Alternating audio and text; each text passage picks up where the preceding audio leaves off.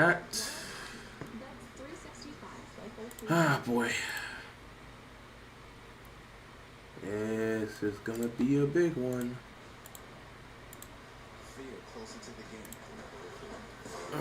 It's already gonna be a headache.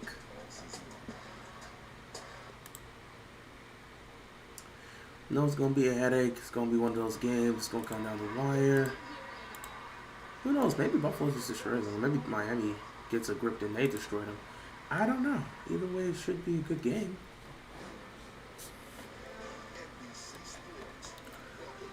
Either way, let's get this over with.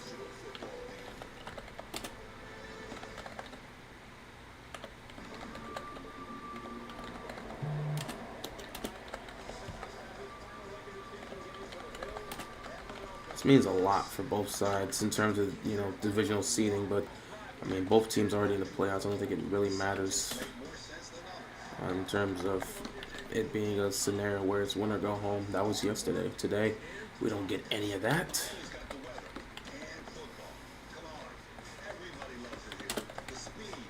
But there seems to be some sort of hated rivalry that's going on over there between these two teams. I didn't know it was like that between them. They do not like each other. Oi.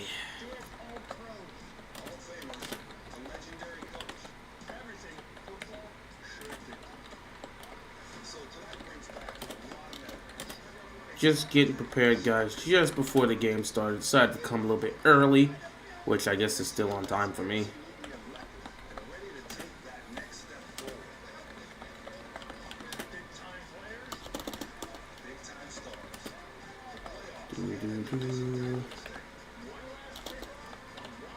Either way, I'm gonna kind of miss this season, I guess. It's been an interesting season,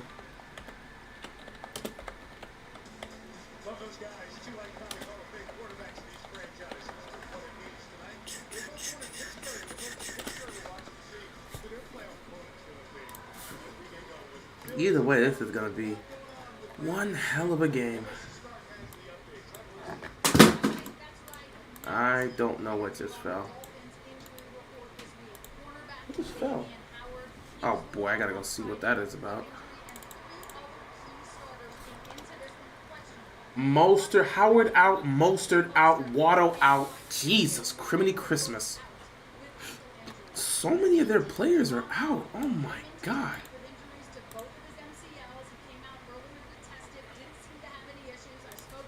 That is not a good thing for them to be having all these guys out. That's kind of wild.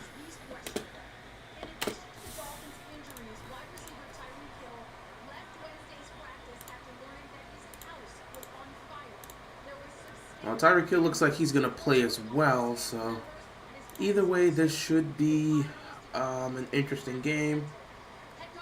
Game's ready to get started, so let's see what's going to happen here.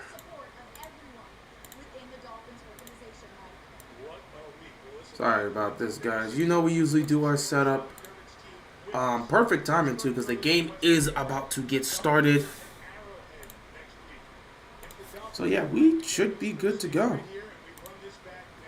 Legit just have to pick up whatever the hell just fell. What is that? What fell? Oh, my remote. Okay, that's what fell, my remote.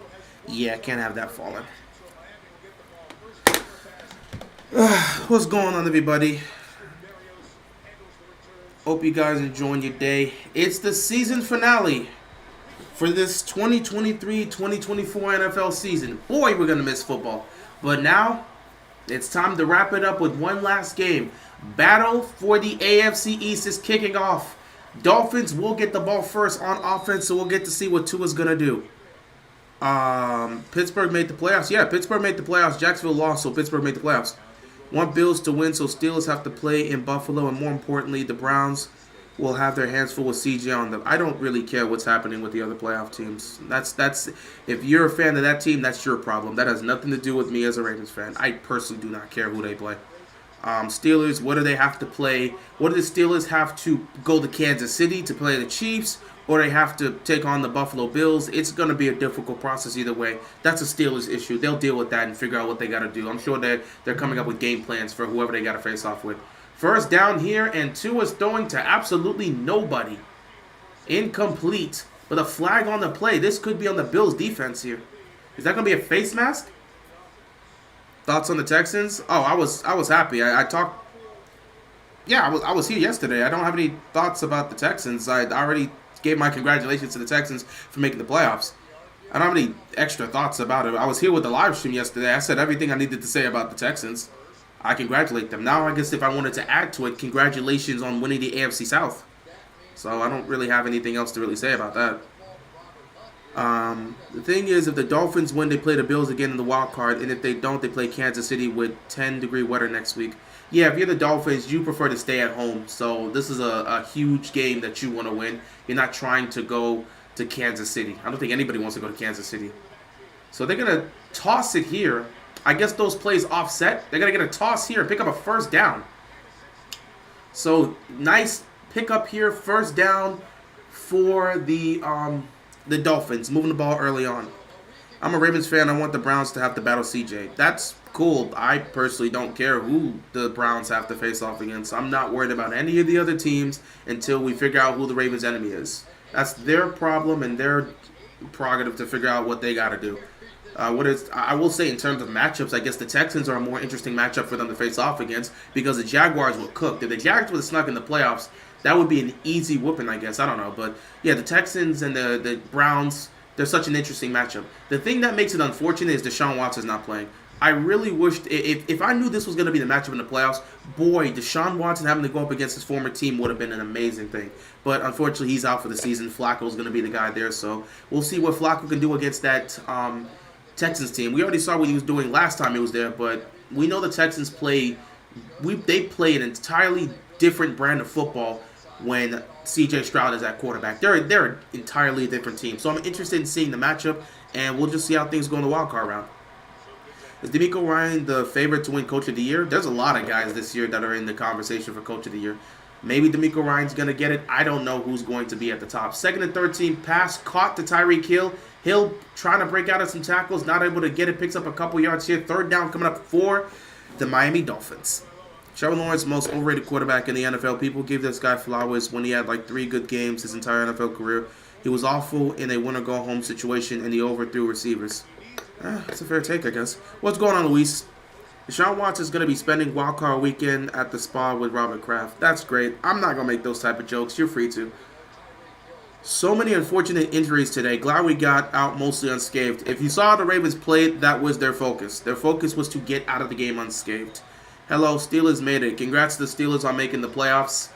Best of luck either against Buff. Oh, Tua's going deep. Tua's going deep. And he got picked off. Tua starting off with turning the ball over. He went deep and got picked off. And Buffalo is going to get the ball here. At the end of the day, that was pretty much a punt. It was third down. That was pretty much a punt. That was pretty much a punt. That was pretty much a punt. He tried to force it to Tua into Tua tried to force it to Tyreek into double coverage. That is not a good decision. And this Dolphins team is just unraveling. They're just unraveling in front of everybody's eyes. What is wrong with them? Why would Tua throw that into double coverage? That is a terrible throw by Tua. Why would you throw it? You force the ball to Tyreek Hill, who was in double coverage. Why? That was a terrible decision right there. Yeah, AFC North made history. I think they said they're the first team. I don't know if it's either the first team in NFL history or the first team since 1935 to have all 4 teams in the division finish with a record over 500. So, congrats to everyone in the AFC North. It just goes to show why they're the best division in football. But yeah, our goal was to get out of that game unscathed and have as minimal injuries as possible. We did exactly that. The team is going to be as healthy as it's ever been all season when they go out on the field for the division round, which also means no excuses. So, better get the job done in 2 weeks, guys. I don't even if you had a taller receiver there, you don't even try to make that attempt in most cases. Though, I guess with a taller receiver, at least it's somewhat more validated to take that risk because you know he can go up high and catch it. But I don't know what Tua was thinking with that play. That was a terrible decision by Tua. Which was a bigger collapse, 2021 Ravens or 2023 Jazz? How was the 2021 Ravens in this conversation at all? The 2021 Ravens had half their team on IR, and we lost our starting quarterback in like week 14 and went 0-5. The 2023 Jaguars were 8-3. Now, granted, Trevor Lawrence did miss some games. He missed, I think, what, 2 games? But in the games that he did play, no, I don't know, he missed 1 or 2 games. In the games that he did play, he was not good. And with the season on the line, it's not even a collapse because the Ravens situation is different from ours. We had half our team on IR, and our starting quarterback was gone for the last 5 games of the season. The Jaguars are dealing with injuries, but half their team isn't on IR like ours is, and their starting quarterback got to play in some of these final games. It's not even the same. It's not even the same comparison. You may want to look more towards the 2018 Steelers, because they were the ones that had a 7-2-1 lead in the division and then missed the playoffs in 2018. So I would use that. The 2021 Ravens isn't a conversation to be here, because if you don't have your franchise quarterback, I don't blame you for collapsing there. That's not a similar comparison. It's not a similar comparison. I don't know what the biggest butterfly effect. I guess if you're going to say that, the 2011 AFC title game, because again, if the Ravens win that, maybe they go on to win the Super Bowl, but we don't get the 2012 run, and especially we don't get Justin Tucker. So I guess that's one you could put up. Who do we want to win this game for the Ravens? I don't. Personally, I don't have a choice. I don't really have a specific choice in this game. If Miami wins, they get to stay at home and play the same Bills team. If the Bills win, Miami's going to Kansas City. There's a good chance we're not running into either one of these teams here until the AFC title game, assuming both teams make it far. So it don't matter to me. If you're a Dolphins fan, that's the real question. Do you want to be at home or do you want to go to Kansas City? Obviously, their answer would be at home. Just looking at it, the Steelers, they're taking on the 2 seed no matter what. So Steelers, if you're a Steelers fan, you probably want Miami to win this game, because you don't. Well, actually, no. If you're a Steelers fan, you're not going to be taking on the 7th seed. If you're a Steelers fan, if Miami wins, you're going to Kansas City. And I don't know if Steelers fans want to go to Kansas City. If Buffalo wins, then they go to Buffalo. So Steelers, either you're dealing with Buffalo or Kansas City in the first round. So best of luck with that.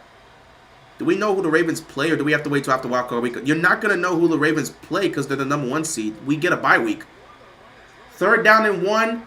Bills pick up the first down. The number 1 seed gets a bye week, so they don't have an opponent. You have to wait until wild card weekend passes to figure out.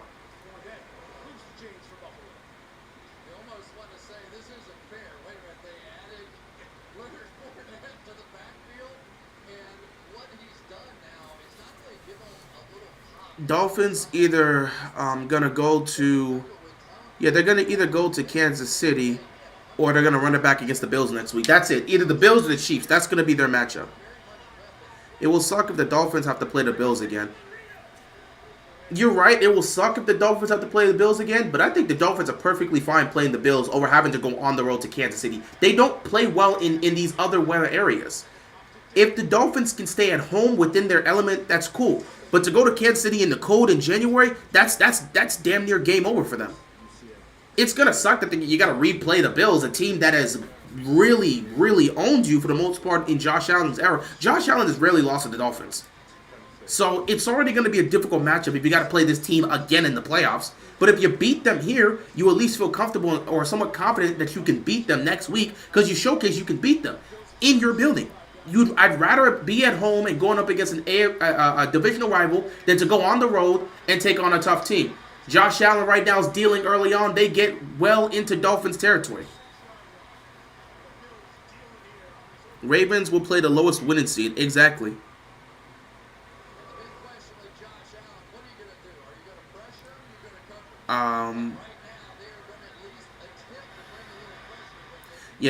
Dolphins don't really have a secondary right now. They're riddled with injuries. So, and Tua can't be turning the ball over the way he's doing. That's just tough. I just don't want the Steelers going to the division round. I don't know. I don't mind playing the other teams. I mean, the Steelers, again, they're going to either go up against Buffalo or Kansas City. So it don't really matter who goes to the division round. I mean, they're going to, if they beat the Steelers beat the Bills or they beat the Chiefs, they deserve to be in the divisional round. That's just how it is. They deserve to be in the divisional round. At the end of the day, it's not going to stop the Ravens from doing what they have to do. You still have a job to do.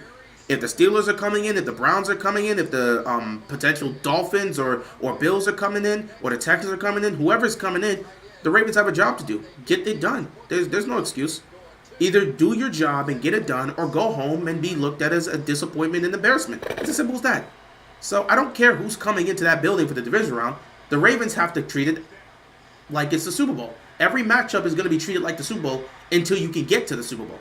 So I don't care who's coming into that building. Buffalo's coming out early on. There's also that scenario. We'll see. We'll see. We'll see. About if they do tie, then the Finns play Steelers. I don't think this game's going to tie. Josh Allen's got all day back there. I don't know if you want to blitz Josh Allen. I don't know if they're looking to blitz Josh Allen. I don't even, at this point, can they blitz Josh Allen at this point? Do they got the guys to be able to pull it off? I'm not sure. Are you a little nervous about the Ravens going into the playoffs? Nope. I'm a little with the 49ers. I have zero nerves going into the playoffs. I've put it out here simply. If the Ravens play up to their abilities and their capabilities that we've seen throughout the season, the game against the Niners, the game against the Dolphins, the game against the Lions, the game against the Seahawks, if they play up to that ability, there's not a single team in the AFC that's going to beat them. If they don't play up to that ability, they put themselves at high risk of getting upset at home. At the end of the day, they remember 2019. If you don't want to repeat of 2019, do your job and get it done. I got zero nerves. I'm past that. In 2019, we were all about vibes and oh yeah, we the number one seed and all this other stuff. I'm not doing that in 2023. You've already been the number one seed. You've already won your division multiple times. We're not doing any of that. If the Ravens play up to the potential and the ability and the capabilities we've seen them play up to when they've gone up against teams sometimes gone up against teams over 500. If they play to the ability and the capability that we have seen them do this year against teams like the Dolphins, teams like the Niners, teams like the Lions, teams like the Seahawks, if they play up to that capability, they're not going to lose. If they don't play up to that capability, they run the risk of getting upset. That's it. Simple as that. Handle your business at home and head to the AFC title game, or embarrass yourself again at home in another divisional game and go home. There's no nerves about it. No, there's no nerves about it for me. There's zero nerves about it. There's zero nerves. In 2019, I was watching everybody celebrating the sideline, and we were doing the same thing. 2021, Lamar's sitting back there just laser-eye focused. He understands the moment. He's completely focused. In fact, I can tell you how focused the team is. They didn't do this in 2019. 2019, Harbaugh already said it. They're practicing this upcoming week. They're practicing Wednesday, Thursday, Friday, Saturday. Is that a touchdown? Incomplete. Third down and goal. They didn't call a flag there. Interesting. They said it's good coverage. But yeah, here's the difference. 2019, they really went light. They gave them a lot more rest and went light on the practice. 2023, they're practicing Wednesday, Thursday, Friday, Saturday. And I believe Michael Pierce said that one of those practices will be in the stadium. They're preparing. They are preparing a lot more than they were preparing in the 2019 season. So I expect them to be ready. They sense the moment. If they can't get the job done come playoff time, that's on them. That's legit on them. There's no nerves for me to do here. It's not like 2019 was like, okay, we're the number one seed. Let's get it done and head to Kansas City. Third down and go. Here we go, Allen. Fires. Did he just throw a pick? This man, Allen, just threw an interception. But he's supposed to be MVP. Isn't he leading the league in turnovers? But he's supposed to be the MVP. Okay. All right. But yeah, there's no nerves for me. There's no nerves for me personally. There's no nerves for me at the end of the day. I've already put it out there. If the team plays up to their capabilities that they've showcased against some of the best teams in football, they're not losing. If they don't play that way, they're getting beat. They understand that every single team in the playoffs can easily come into our house and upset them if they don't play up to their potential. Do your job. That's all I got to say. Do your job. Both quarterbacks turn the ball over. I mean, my goodness. Both quarterbacks turn the ball over. By the way, that's the first red zone turnover Josh Allen's had this season. Very interesting. But yeah, if the Ravens play up to their talent, their ability, and their potential, they shouldn't lose. If they don't, they're going home. They understand the moment. Do your job. So me, I don't have any nerves. 2019, there was definitely some nerves because we were all focused on getting to the AFC title game to face off against Kansas City Chiefs. That was the whole focus. We didn't want to blow it because we wanted to. We were never in this position to host the AFC title game. So everybody was so busy overlooking the opponent in the division round and focus on the AFC title game. If you watched Marlon Humphrey's, if you watched his podcast for the latest episode, he talked about some of the biggest difference in 2019. One thing he says is that they were kind of just looking more towards that matchup that they would have next week with Kansas City. So that's already an aspect of a team that's overlooking their opponent. And then the second aspect that he brought up is when they got punched in the mouth by the Titans, everybody got shook. If this team hasn't learned and matured and grown from them, there's nothing that needs to be said. If you don't mature and learn from that, that's your problem. So no, I don't have any nerves. I know what this team's capable of. If they do their job, they'll be in the Super Bowl. If they don't do their job, they'll be sitting here in the offseason wondering, how the hell did we end up here? There's no need to have any sort of nerves at that point. You know what the team's capable of. Go do your job. That's all I got to say. Watching my Miami Heat get to the finals with the level of talent they've had, I'm not going to sit back and just give any leniency to the Ravens. No.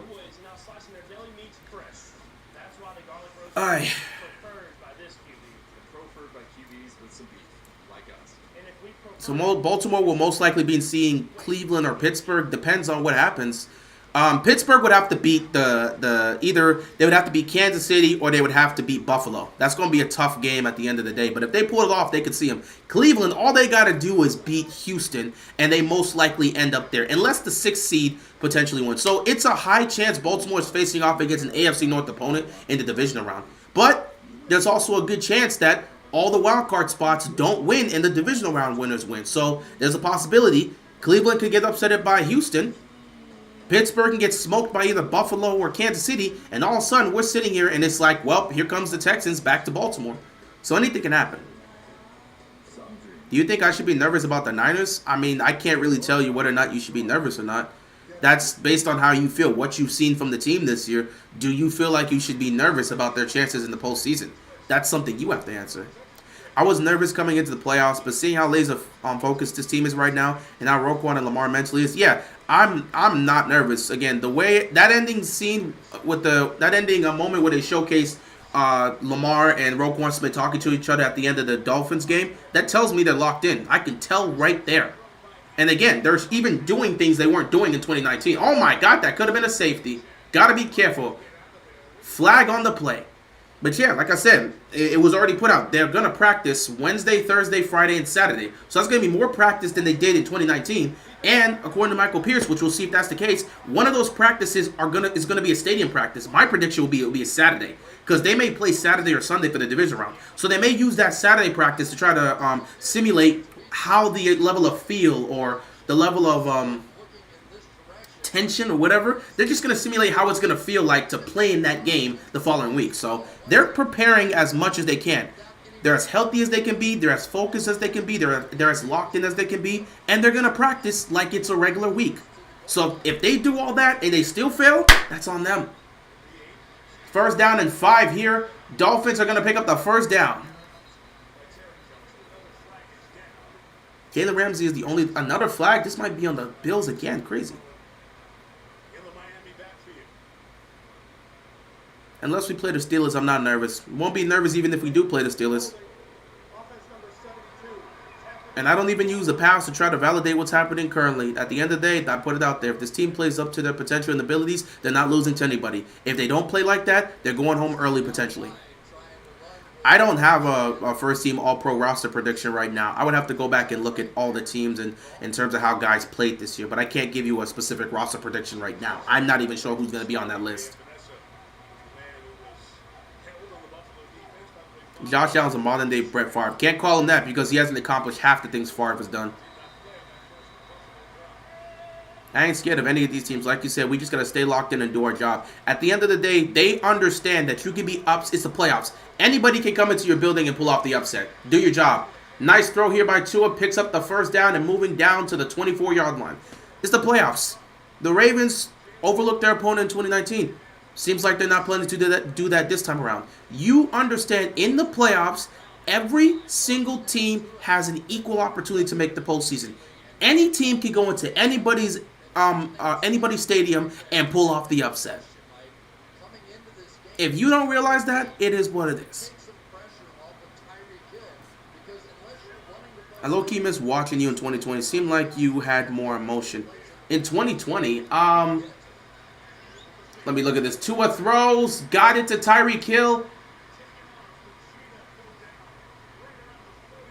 In 2020, had more emotion in 2020. Dude, we were locked in. There was nothing else to do. Like, bro, it was literally sports or nothing at that time. The 2020 season literally was coming off of everybody being locked in, no sports for months. We were watching documentaries on television, nothing else to do. We were complete. The minute we got football back, everybody was completely locked in. Oh my God. 2020 was not, it was a different time, man. It was a different time. Nowadays, everything's kind of back to normal. We're just going with our normal lives for the most part. Nice running here by H.N. He's going to pick up the first down. The Dolphins continue to move the football. I ain't saying nothing about the Super Bowl until we get there. Well, that's the hope and the belief. And speaking of that, I'm going 0 Dark 30 the next 2 weeks. I'm obviously going to be making videos, but I'm not engaging with anybody on social media. Maybe I'll make some tweets here and there about the wild card matchup, but I'm not engaging with nobody. I don't care about all the trash talk, all the nonsense comments on social media. I am not indulging in that. I'm not interested in that. I'm not interested in that at all. I'm going 0 Dark 30. I'm going to focus on my own stuff, and I'm going to focus on talking about the Ravens and doing what we got to do. But I'm not interested in getting involved in the trash talk. There's nothing to talk trash about. At the end of the day, do your job. That's just what I say. Do your job. Do your job. I'm not here to talk about, oh, yeah, well, our team is better than your team, and we got the. I don't care for that nonsense. Do your job. I'm not going to go back and forth with Browns fans or Steelers fans or Bills fans. I don't care to do that. At the end of the day, we got a job to do. Do your job.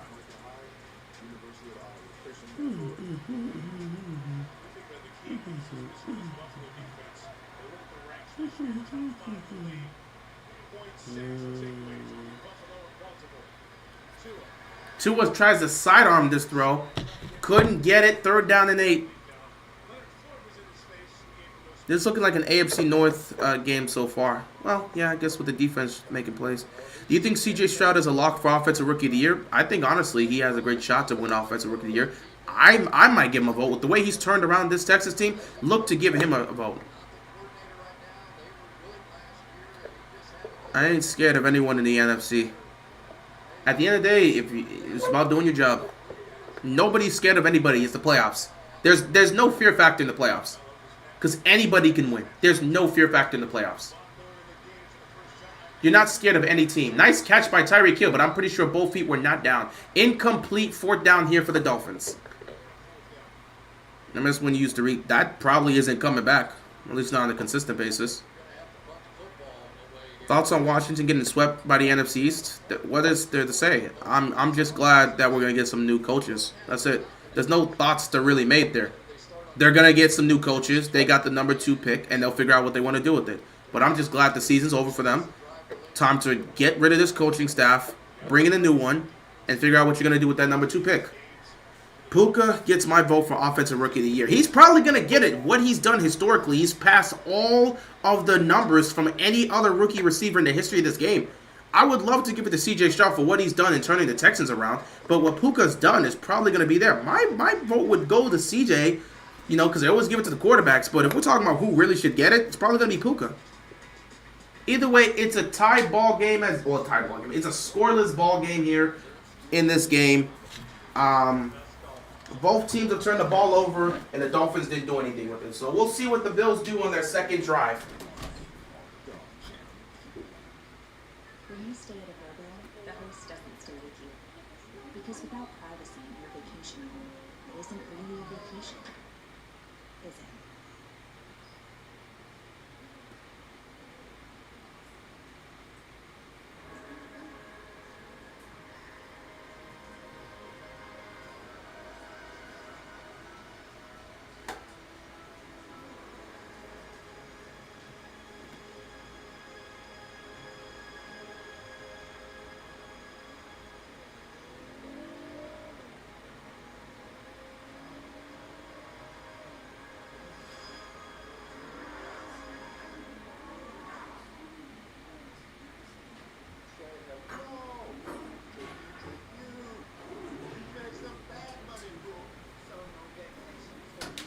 Boy.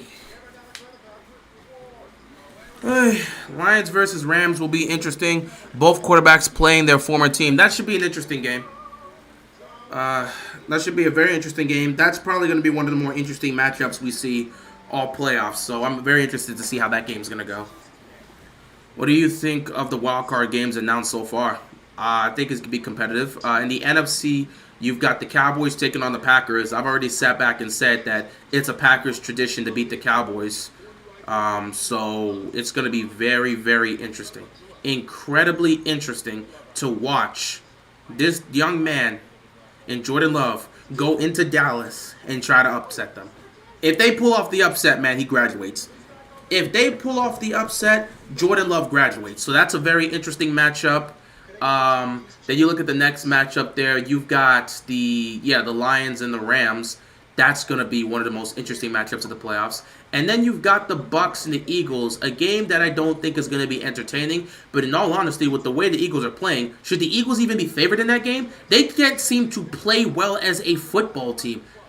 I think the Bucs might be. The Bucs aren't playing great football, but they've looked more consistent than the Eagles in the last few weeks. The Bucs could pull off the upset, and the Eagles could be out first round. Allen's going deep. He's got Stephon Diggs, who he completely overthrows by like 10 yards. That's 6 points if he doesn't overthrow Stephon Diggs. That's 6 clear points if he doesn't overthrow Diggs. Oh my God. Diggs beat him. He beat Ramsey. The matchup, he was on Ramsey. Hit him with a quick dump. Oh, he got him. He was open. Oh my God. If Diggs gets that catch, man, it's over. That's 6 points. He got Ramsey leaning. And Allen just missed him. And then you look at the AFC. We'll see what happens with the Dolphins and the Bills. But the one matchup we know that's for sure going to happen is the Browns and the Texans. A game I think is going to be very interesting to see. They're going to get a first down and more inside into the 30, the 40, all the way up to midfield.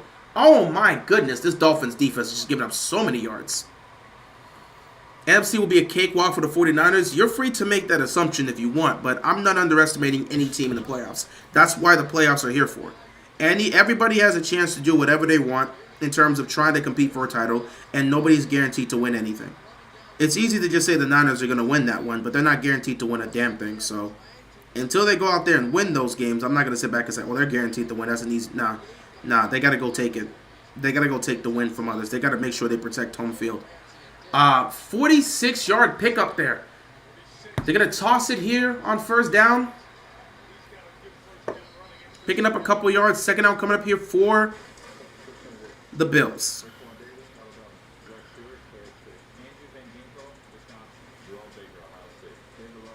Eagles are one and done. They look to be one and done. I mean, they just can't play any sort of consistent football. The Eagles have looked awful over these last 5 games. It's been embarrassing what they've been doing, man. It's been embarrassing. Cowboys going to make it to the NFC title game. We've said that every year, and they haven't. Maybe this is the year. Who knows? Allen over the middle. It is dropped. Incomplete. 3rd down and 5 coming up. One benefit for the 49ers is that we have one of the better home fields, especially in the playoffs. We'll see if it can help them out here.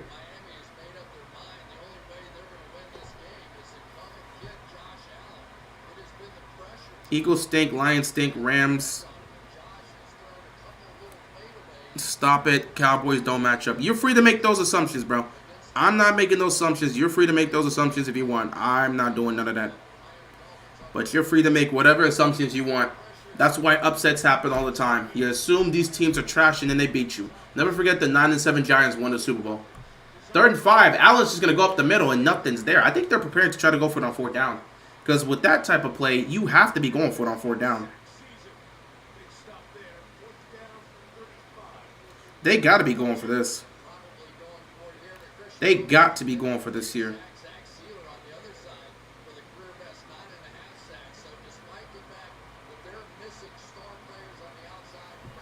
4th down here.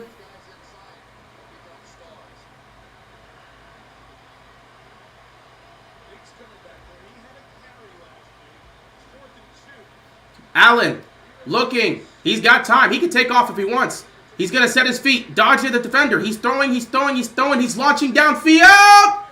Interception. What is this guy doing? This is the MVP, guys. Bills, this is your MVP.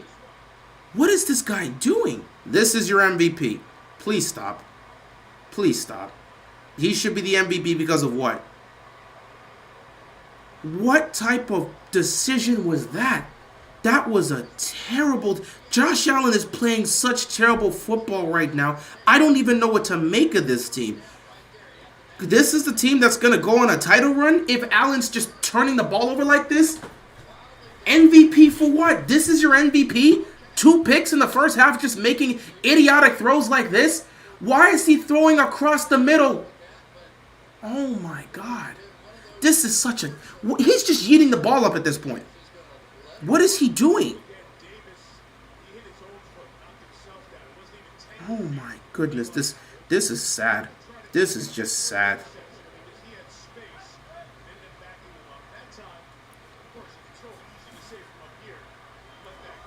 Dolphins get the ball again. I understand it was 4th down. And the Bills defense makes a stop here, and that's going to end the first quarter. I'm sorry, bro. This Bills team does not look like a contender for me. This is the Bills team that's supposed to be a contender, man. What is this guy doing? He's just yeeting the ball down the field. That's ridiculous. Anyway, first quarter over here. Josh Allen, I don't even know what to do with this guy. He's just turning the ball over. He's literally just turning the ball over.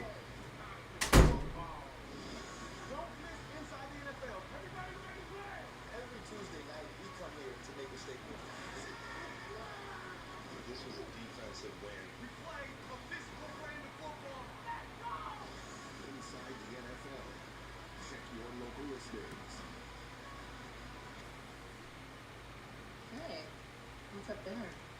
Oh, I switched to H&R Block, doing my own taxes online. Kind of winning taxes. I was able to file free, and it was so easy to do on my own. So long, TurboTax. Wow, I'm gonna make the switch. You really should. Tired of TurboTax? You can file free and easily do your own taxes online with H&R Block. It's better with Block. I'm Sarah Esrich. I'm the Life Enrichment Director at Independence Village, the senior living community in Milwaukee, Iowa. Everybody here really make you feel like family and that they love you. Our goal with TikTok was to enrich the lives of our residents and just to be able to show people what senior living can be like. I think I am a TikTok grandma. My kids think I am. I mean, we're the ones that are being entertained. Time goes fast right now.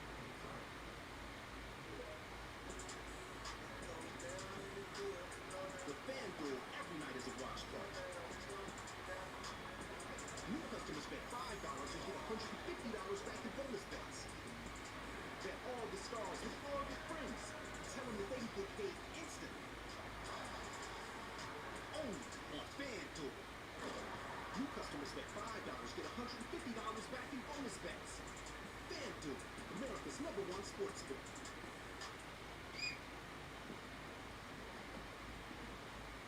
Come on, get right. Let's go, Gail.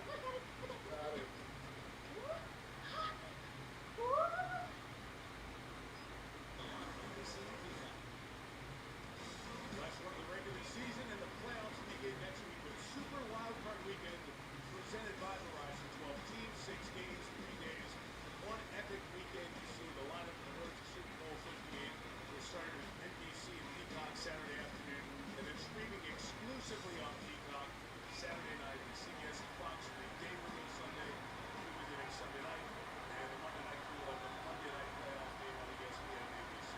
We're going to give you the full playoff schedule before we head out of here tonight. And forward to Jeff Wilson, the 24-yard line on that carry for the stat reads. The last play of that quarter was with a sack as the running back was looking to throw. Terrell Dodson got the sack for Buffalo. And the Miami Dolphins now are trying to establish that running game, and they really feel like that they made some progress despite the big blowout loss a week ago. They felt like this offensive line proved themselves that they could come off the ball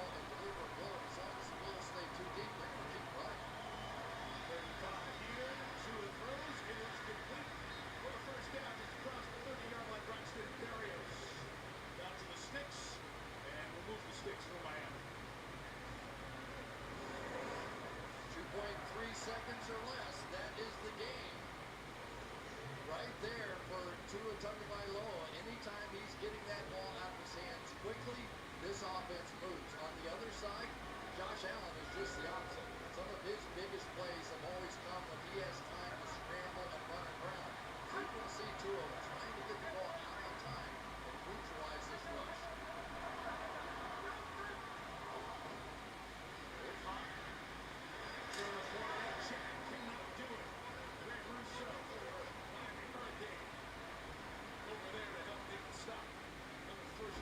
Look at this guy doing this.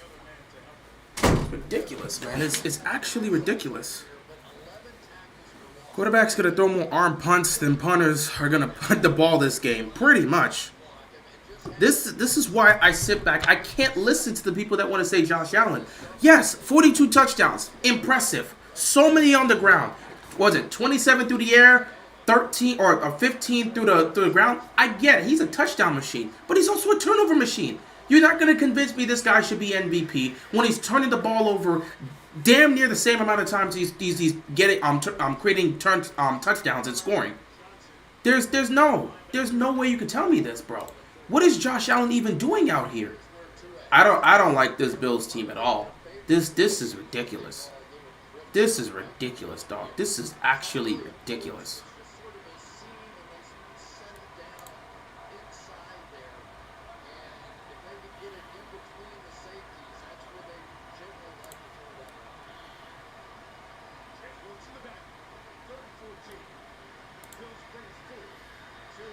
Tua down the field, gets it to Tyreek Hill. I swear at this point, if you're a betting person, you might as well bet on the Josh Allen turnovers. It's coming. It's absolutely coming. Like, this is just ridiculous. The fact that both these guys are turning the ball over at this high of a rate, it's ridiculous.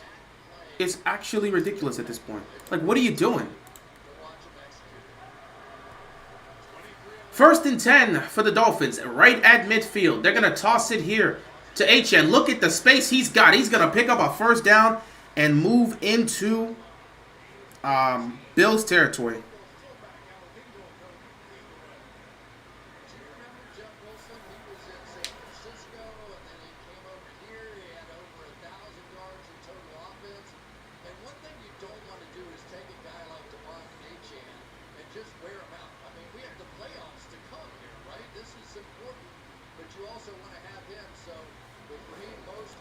If Diggs is down there somewhere, yeah, that's that. If Diggs is down there somewhere attitude, it's gonna get Buffalo bounced out of the first round. It's not even just about Diggs. If Davis is down there, if anybody's down there, it just seems like he's willing to yeet. If he sees a receiver down there, he's just gonna yeet it down the field.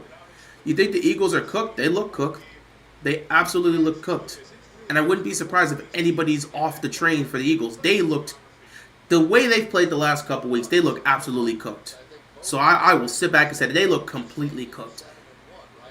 They look done. Not even just cooked. They look done. 2nd down and 6 here for the Dolphins.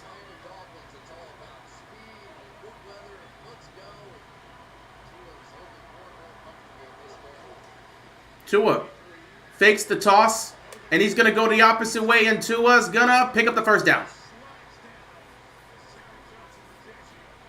I've been saying this since last year that Hurts is mid, and people were saying I was a hater. I mean, when they were having success and going to the Super Bowl, it's tough for you to sit back and call a guy mid that's helping his team get to the Super Bowl. I still do that occasionally, Matthew. You're just reminiscing about a lot of stuff from my past. But I still do that occasionally. It's not something that's gone away. I still do that occasionally. And it wasn't every recap that I did that on. 1st down and 10 here for the Dolphins. They're right at the 31-yard line here. They're going to hand the ball off here, and the Bills defense is going to swarm and make a stop here. 2nd down coming up for the Dolphins.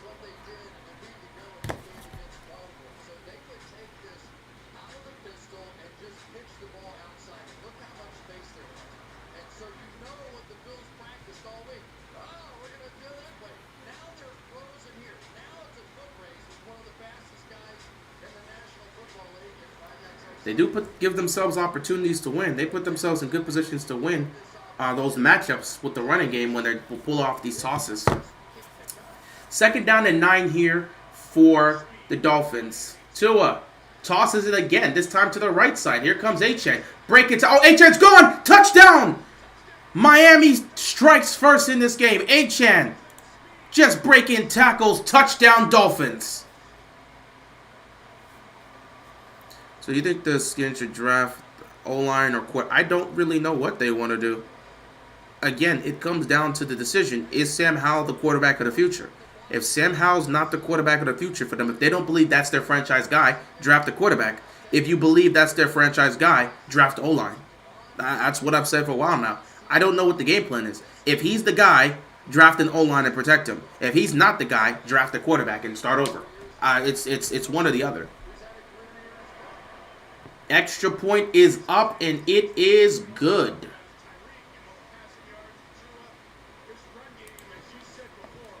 And the Dolphins strike first in this game.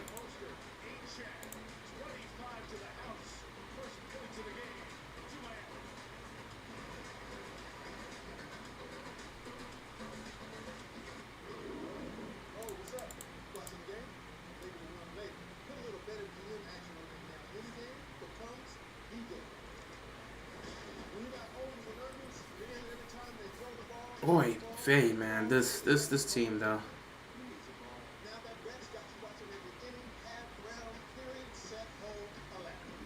Josh Allen's got to play better, man. These turnovers continue to kill me with Josh Allen. You cannot convince me of Josh Allen being great. I don't care how many rushing touchdowns he's got this year. I don't care about all the touchdowns in combined. If he's turning the ball over at this high of a rate, what am I supposed to do with that? Like legit, I'm serious. I know Josh Allen's an incredible player. But to sit back and say he's the MVP when he's turning the ball over at such a high rate, you can't give him the trophy doing something like that. Even if they lose this game, you cannot give him the trophy when they're turning the ball over this much. I'm pretty sure Josh Allen's about to lead the league in interceptions again this year.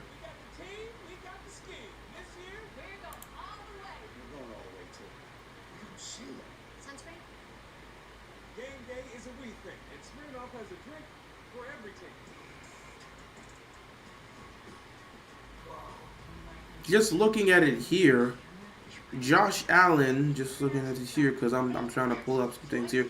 Based on what he's done for the season, just based on that, is this including? Let me see. Is that including the? It's not including that.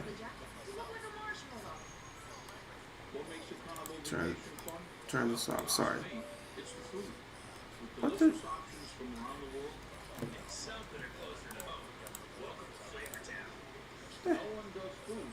The heck is playing? Anyway, let me see here. 3, 4, 5, 6, 7, 8, 9, 11, 12, 13, 14, 15. Josh Allen has 18 interceptions on the season and 3 fumbles. He has 21 turnovers, bro. I'm not giving the MVP to a quarterback that's turned the ball over.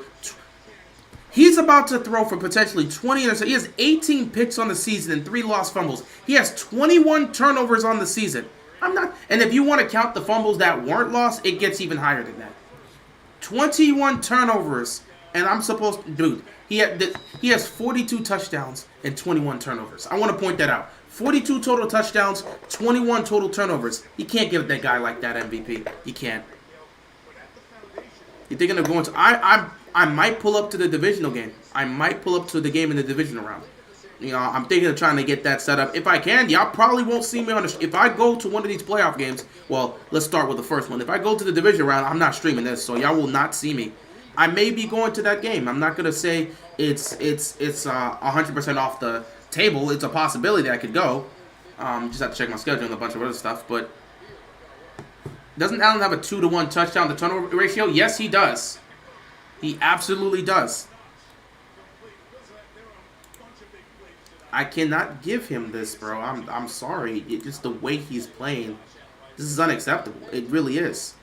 And so far in this game, just so far in this game between the Dolphins and the Bills, Josh Allen so far in this game, He could turn this around, but 6 of 11, 109 yards passing, 2 interceptions. I cannot. You cannot have him turn the ball over at this high rate. Him just eating the ball down the field is it's ridiculous. Like he wasn't like this. He's always been turning the ball over, but at this rate, like I'm trying to figure out when Josh Allen was starting to really look like this consistently, where you're like, oh yeah, he's turning the ball over at such a high level. Like even just going through his, dude, the last couple of years has been nasty for him. He's just getting worse and worse. 2018, he had 12 interceptions his rookie year. That's fine. 2019, cleaned it up, had 9 interceptions. 2020, he threw a lot of touchdowns that year. 37 touchdowns, 10 interceptions. That's cool.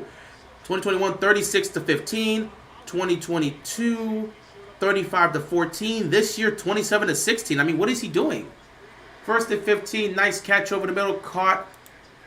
Second down coming up here.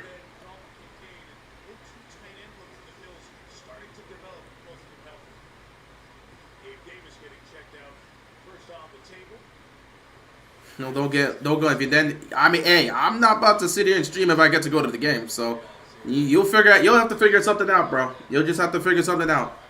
You still got Engraven. Then again, I don't even know. Engraven might go to the playoff game too. I don't know. Y'all have to figure it out. If I go to the game, I can't stream. I'm sorry, but you'll find something to do. You can watch the game still. Second down and 8. Allen, nothing open, taking off, breaks some tackles, picks up the first down. Why would I do this? Because I want to go to the game. If I have the ability to go to the game, I'm going to go watch the game live. It's not my fault. If I have the capabilities, I'm going to go watch the game. You'll figure something out. You could just watch the game as a normal fan.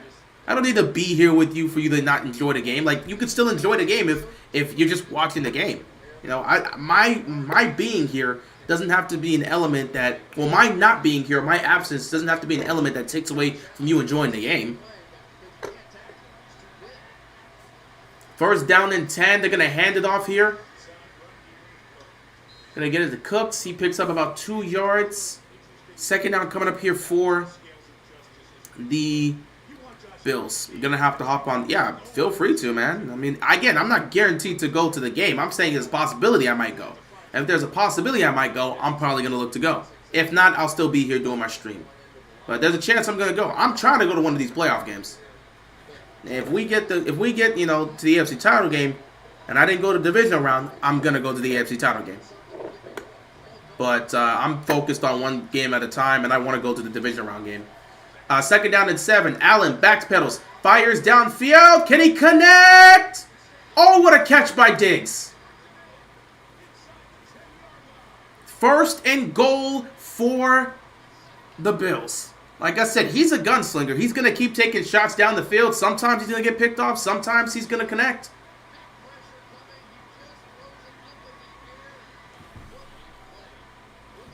At the end of the day, you just deal what you deal with.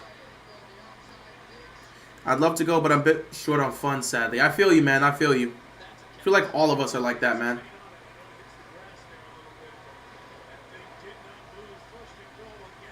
First down and goal. They're going to hand the ball off here. Going to pick up maybe 2 yards. Second down coming up here for the Bills. 5 minutes left to go in this first half. Wow, the season finale is going by quickly. How is there only 5 minutes left in the first half? That's, oof. You could tell the game's going by quickly. Second down and goal here. Can they tie this game up? Here we go. Allen. He's going to take the snap. He's going to fake the handoff. Fires over the middle. It is caught. Touchdown. Wow. The ball gets deflected and it still gets caught for a touchdown. Got to see if he gets both feet in bounds. I believe he got both feet down.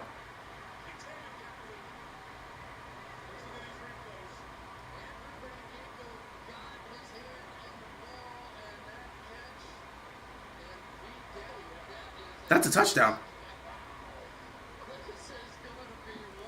Well, this is going to be a crazy ending to the season. How the hell did you get a touchdown like that? That is a wild touchdown. That is a literal Wild touchdown. Got them both down. And with the touchdown, Scott Halverson, the back judge, was right there. Ran up and made a great call on a great catch. That was luck. There's a lot of luck in football, my friend. There is a lot of luck in football. At the end of the day, you take advantage of the situation you're given. The last few years, the last game of the season's always been crazy. Yeah, because a lot of times the last game of the season's for the division. So a lot's on the line. That is just a crazy play to happen. The ball gets deflected, so the defense does its job, but somehow the ball ends up in the hands of the receiver that just makes a spectacular catch. Shout out to him for doing his job. Anyway, it's a 7-7 game. 7-7 game. Dolphins will get a chance to get the ball back. We're under 5 minutes left to go in the first half.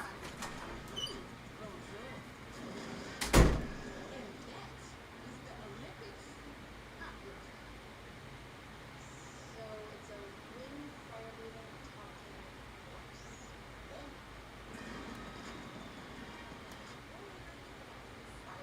This week, the Tonight Show is back, and all new. Tune in where my guests will be everyone. Jimmy welcomes Tina Fey, Kevin Hart, Matthew McConaughey, Daniel Kaluuya, Dan Levy, and Monday, Seth MacFarlane.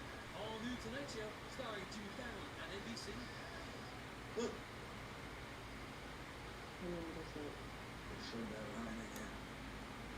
So easy. Katie. Tina, oh, haven't got a Geico in 20 years. And then this shows up. Mr. Caveman, we're writing to ask you to participate in the new Geico documentary. Remember they helped you your house, your wings, your dogs? They turned me into a punchline. Geico. It's so easy and, you know. Lighting the way for all SUVs to follow.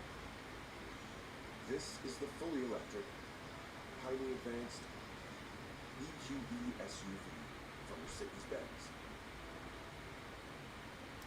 It's the Sony Open. Royal Country Club. Those old schools of gifts. Competition and tour. Best golf. Just unbeatable. Is played here. The Sony Open in Hawaii on Golf Channel. Mint Mobile Unlimited Premium Wireless. MSP 3030. Price has just got everything going up during inflation. We thought we'd bring our prices down. So to help us, we brought in a reverse auctioneer, which is inherently a thing. Just $15 a month. So.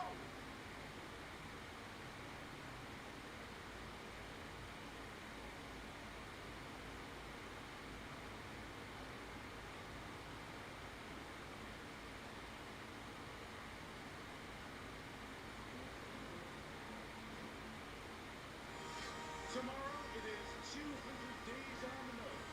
The Olympic Games. Within 2024, so it's an Olympic year. Coverage from Paris on NBC and on Peacock. This is video from the International Swimming Hall of Fame, where Katie Ledecky and the GOAT, Michael Phelps, are honored. The International Swimming Hall of Fame in Fort Lauderdale, right on A1A, where the Bills Mafia takeover was present throughout. Head out, go for a walk and a run down by the beach this week. Oh, yeah, I got a lot of Yeah, you confidence. did. It's great to see the fans out there back here. So Miami's been taking over 25. Chris, here comes Tyreek Hill. Watching his numbers tonight. 3 catches, 49 yards. It slides him up on the all-time list. He is 8th in terms of yards in a season. He was hoping for that 2,000 number, but missed one game, probably keeping him from getting close to that. No matter what, no matter the number of the games in the season, the 16 he's played this year, pretty special. And you never know. You never know with him.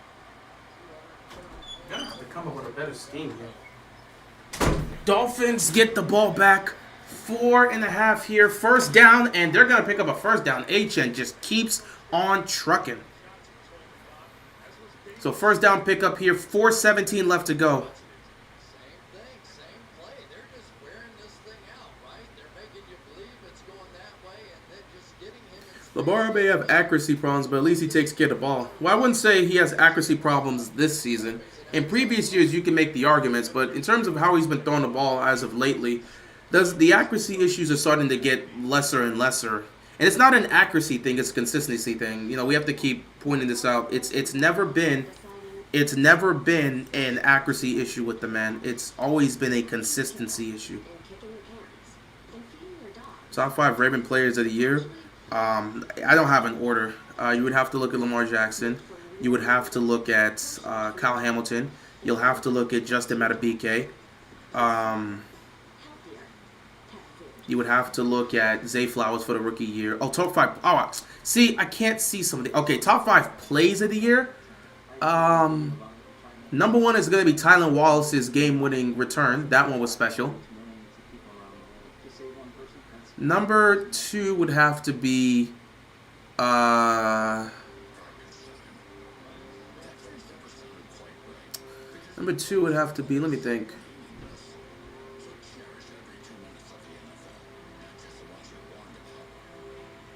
I can't even say it's a specific play because I want to bring up the whole performance against the Niners, but that's not a play. Number 2 would have to be either the Zay Flower touchdown against Miami or the one-handed grab by Isaiah Likely on 4th down. So you could put that there. I'll just go with Isaiah Likely because that one-handed touchdown was crazy. Number 3, trying to think of another play here. The Kyle Hamilton pick 6, I think that against the Browns, we lost that game, but for Kyle Hamilton, it was like the first throw that Deshaun Watson made. He batted in the air, picked it off, and took it himself. That was impressive by him. So that's got to be it. So yeah, you got Tylan Wallace number 1, Isaiah Likely number 2, Kyle Hamilton number 3.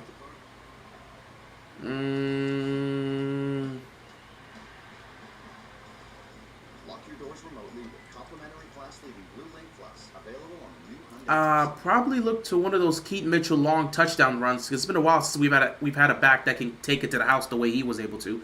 So one of those Keaton Mitchell runs, either against the run against Seattle or one of those long touchdown runs. I'm not sure which exactly one I would look for. And then one of the other plays, maybe that deep shot that Lamar gave to Zay Flowers against the Bengals, where he put it right where it needed to be between Zay. You could throw that one in. Either way, it's going to be a Zay play. You could throw that one against the Bengals. I guess a better one would be against the Rams. That touchdown on 3rd down would be another one against the Rams. So, yeah, I think there's a lot of plays that you could definitely put in. A lot of plays that was just great because, I mean, it was an amazing season, man.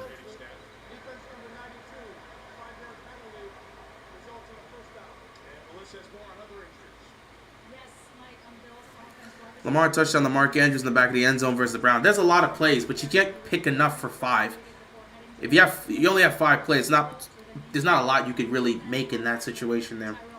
Trevor Lawrence really became a booty this year. He took a jump in year 2, but this year he was so up and down. It's been an inconsistent year. There's been times where you've seen moments of greatness, and there's been times where you've seen a lot of frustration plays from him where he's just fumbling the ball when nobody's touching him. 1st down and 10 here for the Dolphins. HN continues to run the ball well. Now Wilson this time got the ball here, so he picks up a couple yards. We've been dominating too many teams, so we haven't had those wild plays. There's been some wild plays. There's been some wild plays, though, so can't take too much of it, but there's been some wild plays.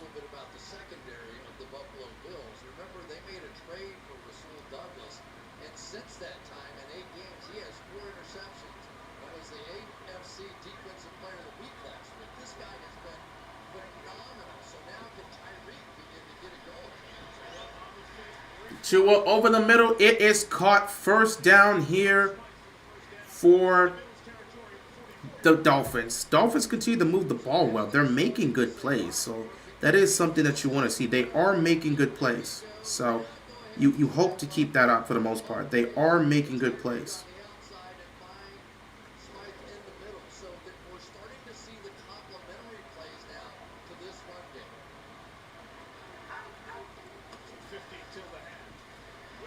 First and 10, they're going to run this ball here.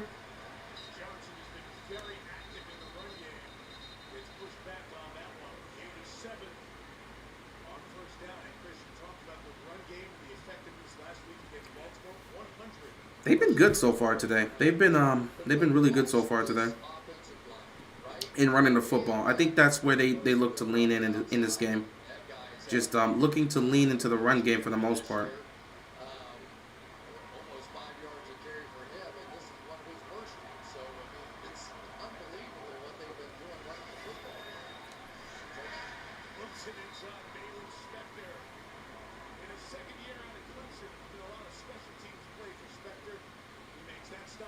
get to the 2-minute 2-minute warning warning here. here in Hard Rock Stadium. Tied at 7 with Miami driving. It's a 7-point game. I'm 7-point game. It's tied at 7 apiece with 2 minutes left to go. Dolphins are marching. Hey, what's up there? You think they're gonna pay Lawrence if he doesn't go crazy next year? I don't think they have a different option. And again, it's not like Lawrence is the main reason the team collapsed, because there was some games he didn't play, so I can't fully blame him for everything. He allowed the Steelers to make the playoffs. Again, it's not his job to sit back. He didn't allow. What he did was not help his team get to the playoffs. I don't think he's sitting at home right now saying, "Damn, I let the Steelers get in the playoffs." He's sitting at home saying, "Damn, we couldn't get it done to win our division." So, saying that he shouldn't be the quarterback next year because he allowed the Steelers to make the playoffs, I'm sure that's what the front office is thinking. It's like, damn, he let the Steelers get in the playoffs? Nah, he can't be our quarterback. You got this. We got you. At the end of the day, guys just got to go out there and do their jobs. And there were times where the defense for the Jaguars weren't doing their job. You can blame Trevor Lawrence for how he played in this game, but the defense letting in the final game potentially of Derrick Henry's career as a Titan, you let him go off for that. He nearly 200 rushing yards. The defense has to take some level of responsibility there. You cannot sit back and let him do that to you. So there has to be a level of responsibility that goes around in terms of guys just doing their jobs. With your very own spot to admire the view and dozens of places to share a meal. Dishing up delicious food from some familiar faces. So no matter what you choose, no one does fun like Carnival. That's really where the aspect comes into for the most part. On the Baconator. Catherine, you seen this? What? The Baconator grew out with a new pretzel twist. Steelers are a first round exit. I don't know if they're gonna be that. Steelers are a first round exit anyway. TJ Watt their entire TJ Watt missing is a huge part that we do have to talk about. That's a big aspect that does have to be talked about. TJ Watt going down is just such a huge thing here that it does have to be discussed. Because that guy is the leader of your defense. He's arguably the best defensive player in football. And him not being there is definitely a problem. I like the positivity from Young Cherokee. Appreciate you bringing the positivity to the stream. 2 minutes left to go here in the first half.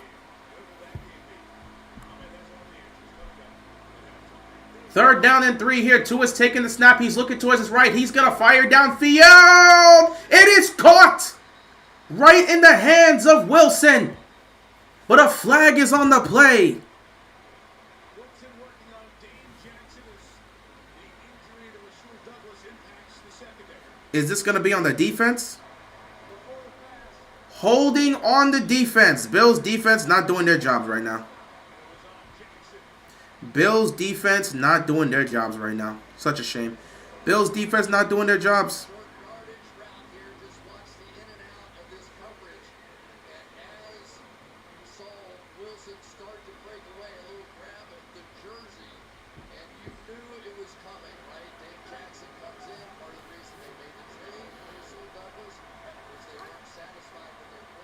First down and 10. 1:54 left to go just before halftime. Gonna hand the ball off here. Picked up a couple yards. Second down coming up here for the Dolphins. Clock continues to tick. Did they call a timeout? Buffalo called a timeout. They want to get the ball back before halftime. Interesting call here. So they're gonna call a timeout here.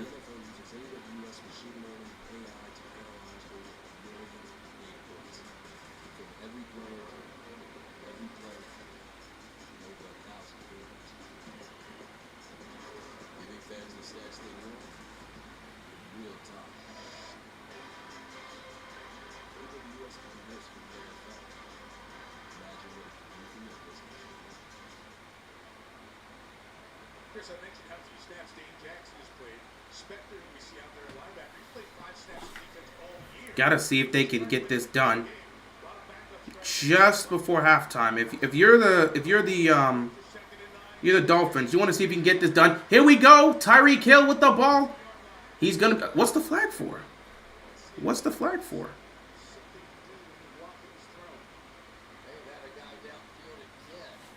Ineligible receiver downfield? What's the flag for? Yep.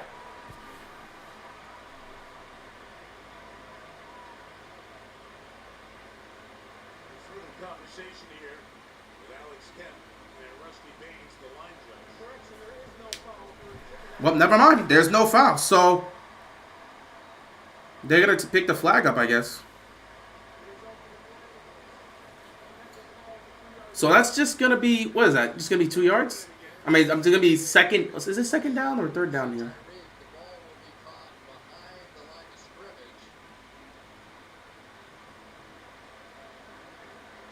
That should be a 3rd and 1 situation then. Yep, 3rd and 1 situation. 3rd down and 1 here. Buffalo using their second timeout. They're just trying to preserve as much time as possible. It's a good chance the Dolphins score here, and Buffalo wants to get the football back just before halftime. Thinking about it here, the Dolphins got the ball first. So Buffalo does get the ball coming out of halftime. His right foot was still within a yard when the pass was released. So that was a good pickup. This is not a foul. They did get help from replay. Replay can do that in this case. So it is not a foul from an eligible downfield. As you watch Hill get out for the reception, remember that red line, the line of scrimmage. The white line is that 1-yard belt to the line. 3rd down and 1. You know they're going to give it to Achane. Oh, they're going to throw it. Quick throw, caught, touchdown. Tyreek Hill gets his touchdown.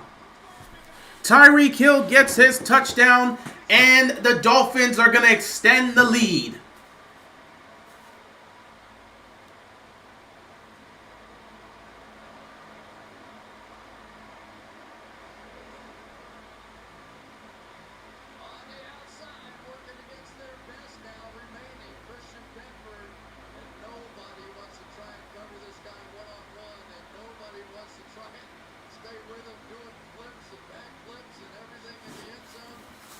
Tyreek Hill's just, man, Tyreek Hill's a special player, man. Tyreek Hill is a special player.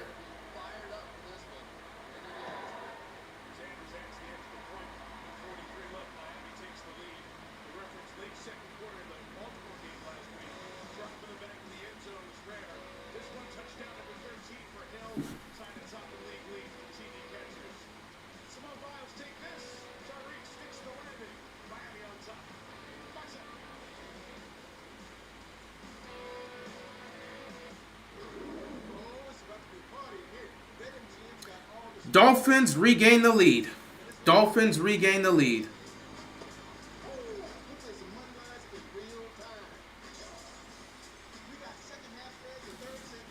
Was Tyreek injured last week, or did Marlon just put him on clamps? He was already dealing with an injury. He played in the game, and he re-injured his ankle. So he was just playing through the injury. Tyreek Hill going to do the same thing that Torrey Smith did to the Patriots in 2012. We'll see. We'll see. It shows up on social media, in flyers on front lawns. Whatever its shape, the message is hate. And the shadow of anti-Semitism is growing. Nope, both sides now are starting to get into rare form in this game. The game's starting to heat up. It continues to spread. In this game, Tua, 9 of 13, 123 yards passing, a touchdown and a pick. Josh Allen, 9 of 14 passing, 158 yards passing yards. 1 touchdown, 2 interceptions. It's a 14-7 game, a minute 43 left, and the Bills will have a chance to go down the field to tie the game. Will they be able to get it done? We'll see. Marlowe got injured for the 69th time this year. Yeah, Humphrey got injured. Humphrey definitely did get injured there. I like how keeping it real doesn't beef with anyone. Oh, doesn't beef with anyone. That's rare in today's YouTube. I don't have time to beef with anyone, bro. But again, I don't even have the energy to beef with anyone. Why am I going to be beefing with people on the internet? I don't know.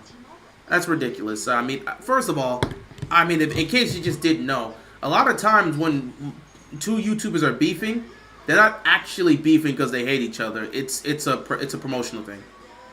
It's a legit promotional thing. So like straight up, when YouTubers are beefing with each other, it's always for clout. It's always for clout. You put the fan bases against each other, have them go back and forth. It's all for the sake of clout. And it works. It's been successful, and it will continue to be successful. So that's just how it is.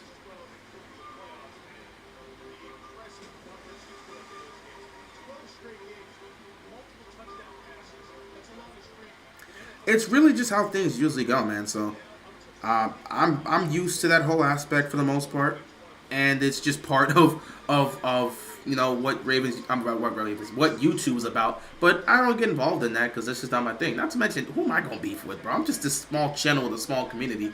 I'm just making videos for the sake of entertainment. I have fun doing this as a hobby. I enjoy it. I'm not here trying to start any beef with anybody. That's not what I'm looking to do.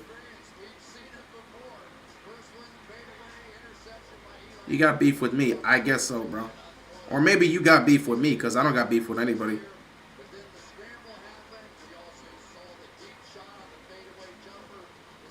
Like I just be chilling out, man. I don't really be trying to start anything with anybody.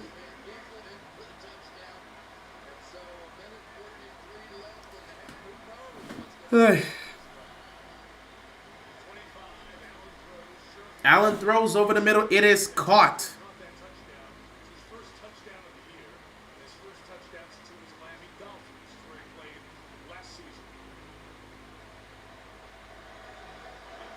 They're going to go quickly here. 2nd down and 4. Going quickly here, trying to get some extra yardage here. Allen rolling to his right. He's going to fire. It is caught. Got it to Diggs for the 1st down. And Diggs right now is cooking Jalen Ramsey.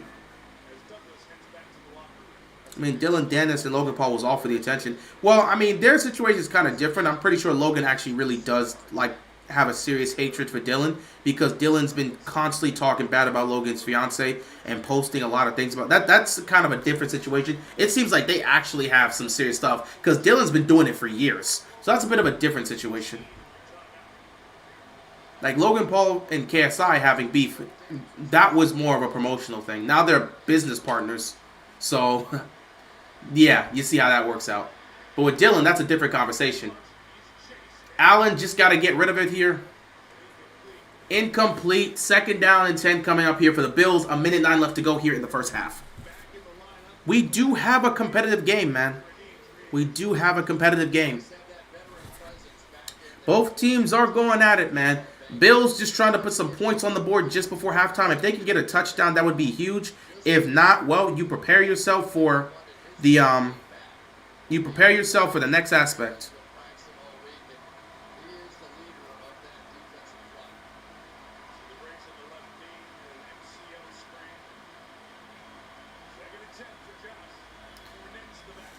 Allen over the middle. It is caught. Pick up of about 5 yards here. 3rd down coming up here for the Buffalo Bills.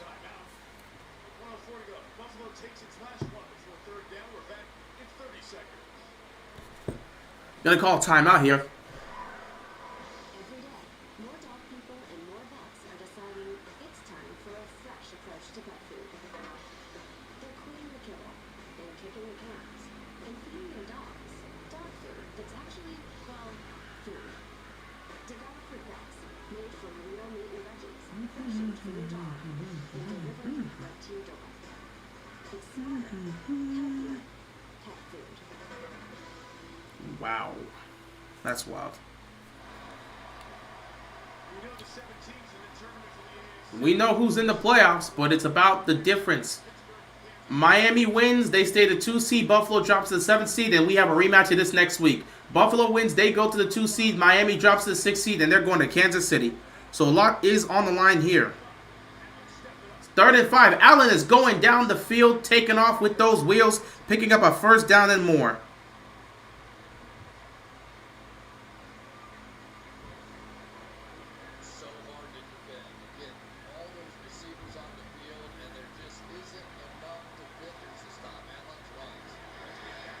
Quick throw here to Diggs. Diggs breaking out. Diggs getting inside the 30. Down inside the 25. 35 seconds left to go. Bills have no more timeouts. They're going to have to go quickly here. 25 seconds left to go. Allen takes a snap. Quick throw. Fires. Caught. Picks up about 2 yards there. Second down coming up here for the Bills. If I'm Miami and there's a chance to tie the game rather than win, I'd rather tie so I can play Pittsburgh over Buffalo again next week. You can't think like that. You can't really look to think like that. Because at the end of the day, you don't want to risk home field advantage. That's the thing that you got to understand. They're trying to get home field advantage. You can't risk it. If the Dolphins are able to beat the Bills this week, that will give them enough confidence to believe they can beat them again next week. But if they lose to them, now they got to go to Kansas City. If you can beat a divisional rival in your house to win the division, and then they're back here next week, you will feel confident that you can win. You beat them the previous week. Now you get them again. You feel confident that you can win this matchup again. You can't be thinking, oh, man, if I get an opportunity, I got to look to tie. The chances of that happening is somewhat rare. There's not a lot of opportunities you get where you can tie, and it's not like you can just play less. Again, there's not a lot of opportunities where you can do that. I would rather focus on winning the division and making sure I secure home field advantage than to sit back and look like, oh, if there's a chance for me to tie, I'll try to tie because I'd rather take Pittsburgh to do that. It's hard to beat a team twice. Yes, it is. But I'd rather be at home than potentially try to risk it trying to tie the game just to get Pittsburgh. No team is going to be sitting there thinking, everybody knows it's hard to beat a team twice. It's hard to beat a team 3 times. It's hard to beat the divisional rival. But you can't be sitting there thinking, man, if I get a chance to tie, I'm going to tie. Teams aren't thinking that. Teams are not thinking that way, man. Teams are not thinking that way. Teams are not thinking that way. If the opportunity comes, they could consider a tie. But there's no way they're on the sideline saying, hey, let's try to risk potentially losing out on the division to try to tie. Because again, both sides will have to come to some sort of consensus, and it's not like both sides are going to be in complete agreement. So trying to play for the tie in a football game it's kind of difficult to do that. And no coaching staff is thinking that. No head coach is thinking, guys, let's play for the tie. Because you don't know what you don't know what the other side is thinking. Yeah, I mean, like a scenario that scenario was there. The scenario was there, but again, that scenario is a perfect example of what I mean. You don't know what the other side was thinking. Maybe the Raiders were looking to tie, but guess what? A timeout was called. And all of a sudden the Raiders like, oh, so you really are trying to win this game. You're really trying to win this game and knock us out of the playoffs. Bet, we're going to win this game. So you don't even know what the other side's thinking. Miami could be thinking to tie, but Buffalo wants to win the division. They're not interested in the tie. They don't care if they got to go play. They don't care if they have to come back here in Miami to play or if they get to stay at home. They don't care. They really don't care. So that's the overall aspect. I'm just saying if the situation arises, what I mean. Yeah, but you have to understand that there's both sides to play here. If the situation arises for the Dolphins, they might consider that. But if you make a mistake and all of a sudden the Bills can capitalize on that, that's it right there. You can't be thinking, if the situation goes up, let's look to tie because we don't want to face off against the Bills. At the end of the day, it's the playoffs. What if the Bills get back to the AFC title game and the Miami Dolphins are sitting there? Now all of a sudden you ducked them, and now they're back in your house. So does that whole mantra of it's tough to win, beat a team twice happens? Because again, there's a good chance both these two teams meet up in the playoffs again. So if they were to try to play for the tie and all of a sudden Buffalo wins their games, and Miami wins their games in the playoffs, and now all of a sudden it's Buffalo and Miami back in Miami. Now you're playing that same team you didn't want to play in the first round, but you're playing them deeper in the playoffs. At the end of the day, teams aren't thinking about the tie. And when the situation comes up, there's times where they may consider it, but most teams are looking to win the game. Most teams are looking to win the game because you can't determine what's going to happen. Nobody wants to be stuck in a Chargers situation where you could have just not called that timeout because the Raiders might have considered a tie, but you don't know what the Raiders are thinking, so you call a timeout, and next thing you know, boom. 2nd and 10. Allen, end zone! Cook dropped it.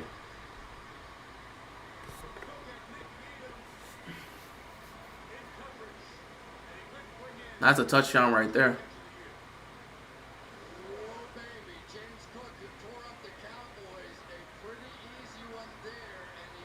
He just dropped that one. That's a touchdown right there. He just dropped it. He just cleanly dropped it. Completely dropped it right there. Third down and 10, 15 seconds left. Hopefully that doesn't come back to bite the Bills, man. But he just dropped it. That's one he's got to have. That's a great throw by Allen. Buying time and just getting it there. That's one you got to have. That is one you got to have. I still can't believe the Eagles choked out on the 1 seed in the division. They've been losing games for weeks now, so it's not like legit. The last few weeks they've just been losing games, so it's not really much of a surprise. And even before then, everybody was calling them out on being fraudulent because that defense was awful. It's just they kept finding ways to win football games. So I'm not surprised to see them lose out on the 1 seed. They've been fraudulent for weeks now. Everybody's been pointing out how fraudulent the Eagles have looked. They've just been winning games despite how fraudulent they've looked. They've played bad in the first half. They've made mistakes in the first half. And somehow, they've still found themselves alive in some of these games. And they find a way to capitalize on some of these games. There's a lot of games they probably shouldn't have won, but they found a way to win it. Third down and 10. 15 seconds left to go. Miami's backed everyone. They backed up 8 guys in coverage here. Just a quick throw. At this point, you pick up the first down. You get out of bounds. See, that's why I don't understand that play call by the Dolphins. Because at the end of the day, you're just giving them all the space to... Even Tua's surprised. Like, what the hell was that? That was a terrible decision. Why would you make that call? It's not 5 seconds left on the clock. You're just giving them the easy open space to pick up the first down. Now there's 11 seconds left. That was stupid. That was an idiotic play call. Why would you back up 8 people into coverage when it's a 3rd and 11 situation and all they need to do is get the first down, walk out of bounds, and stop the clock? That was stupid by the Dolphins. Even Tua's looking, yeah, right. Even Tua's looking shocked. What the hell was that call? That was a stupid call. That was a really stupid call. Why? There is 20 yards distance between y'all. 20 plus yards distance. It is 3rd down and 11. They don't need to get the touchdown here. They need to pick up the first down. You just gave them all the possible space to pick up the first down and go out of bounds. And now there's 11 seconds left and they still have a better chance to now get a touchdown before halftime. What are you doing? I got to look at my defensive coordinator and sit back and say, why would you give up that much space knowing they needed a touchdown? Now if they do get the touchdown, I'm looking at the defensive coordinator and saying, it's your fault. Allen, looking, firing, caught. Oh, he doesn't get the touchdown. He didn't get in. They made a stop. Time expires. They make a stop and the Bills do not get the touchdown. So we will go into halftime 14-7. The defensive coordinator is very lucky that Dolphins team made a stop there. He was very close to scoring. Johnson, he got stopped at the 1-yard line. He got stopped at the 1-yard line. Eerily close to getting that touchdown. The defensive coordinator is so lucky they make that stop. That's what happens when you waste your timeouts. They were wasting their timeouts because they wanted to get the ball back. And it worked in their favor to get the ball back. It's just unfortunate they weren't able to score. Fewest points scored in the first half since week 9, 7. So, they're going to have to figure something out. They get the ball coming out of halftime. We are officially at halftime, guys. The Miami Dolphins are leading 14-7 in this ball game. The Bills will get the football coming out of halftime, and we will see what adjustments they can make. 30 minutes left to determine who's going to win the AFC East and finally solidify what the playoff bracket is going to look like heading into the postseason. With that being said, I will see you guys in the second half.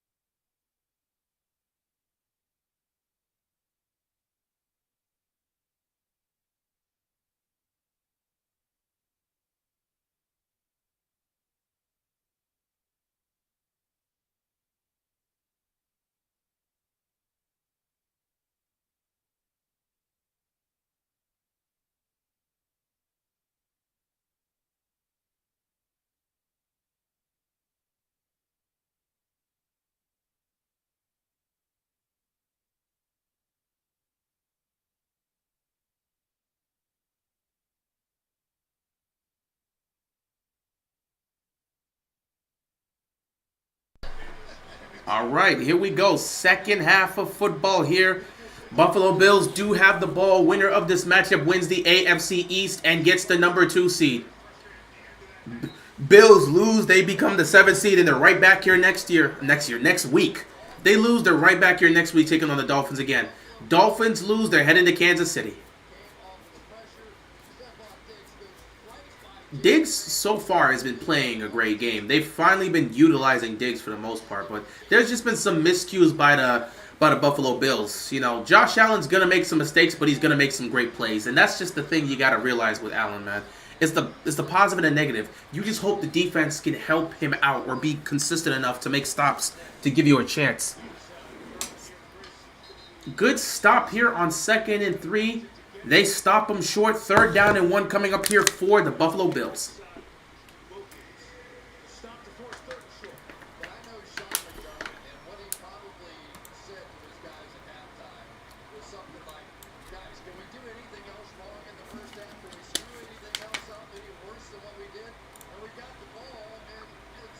So happy the Falcons got blown out because Arthur Smith needs to get fired. He should have been fired weeks ago. He's wasting talent the same way Adam Gase did with the Jets. Pretty much. We'll see if they look to fire him, but I don't even know what the game plan is for the Falcons. They got all the talent. You know, the Falcons might actually be looking. If the Bears do want to give up, if the Bears do want to move on from Justin Fields, I don't know if they want to. If they want to move on from Justin Fields, the Falcons are going to have to look to make a trade. They got to be the ones to initiate that. Because if they can get Justin Fields, with the talent they have on that roster, they could be competitive. Yet the Falcons' game plan needs to be this. 1, fire Arthur Smith. 2, get a new coach. 3, inquire about Justin Fields. Because if the Bears want to move on from him and want to pick up Caleb, by all means. But that has to be the case. Who has the 2 to 5 picks in the draft? Let me take a look at that. I know Washington got the number 2 overall pick. Let me see. Washington.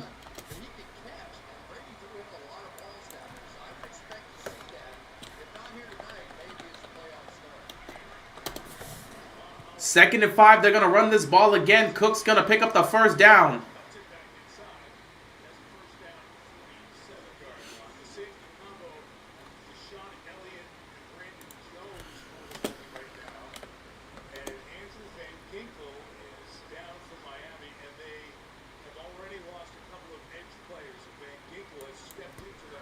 Injured Dolphins player down right now. They can't afford any more injuries, man.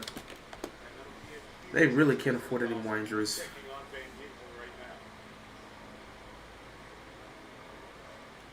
All right.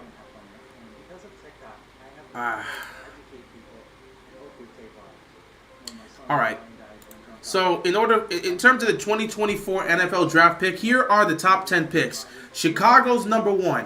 Washington's number 2, New England's number 3, Arizona's number 4, the Chargers are number 5, Giants are number 6, Titans are number 7, Falcons are number 8, Bears are number 9, and Jets are number 10. Which means obviously Bears get the number 1 and the number 9, the first overall pick and the 9th pick in the 2024 draft. The schedule's released for the playoff games. Let's see. Let's take a look. All right. So they've announced the matchups for the wild card round. They've released the schedule so far in terms of the players they already know are going to play. Sunday, January 14th at 4:30, Packers at Cowboys. Sunday, January 14th at 8 p.m., Rams at Lions. Monday, Night Football, 8 p.m., Eagles, Bucks. Saturday, January 13th, 4:30 p.m., Browns, Texans. So the Browns and Texans kick things off. We still have to wait for the last 2 matchups here. But the Browns and Texans are going to kick things off on 4:30. Browns, Texans. So basically this is what it is. Saturday, we're going to start off with the Browns and the Texans wild card round, 4:30. The 8 p.m. game will be whoever's going up against Kansas City. Either Pittsburgh versus Kansas City, Miami versus Kansas City, or Buffalo versus Kansas City. Whatever that matchup is, that's the 8 p.m. game in the wild card round. Then Sunday, we'll have either Steelers Bills or Bills Dolphins for that 1 p.m. playoff game. Then Packers and Cowboys at 4:30, Rams and Lions at 8 p.m. Monday Night Football, Eagles and Bucks. And that's pretty much what it is.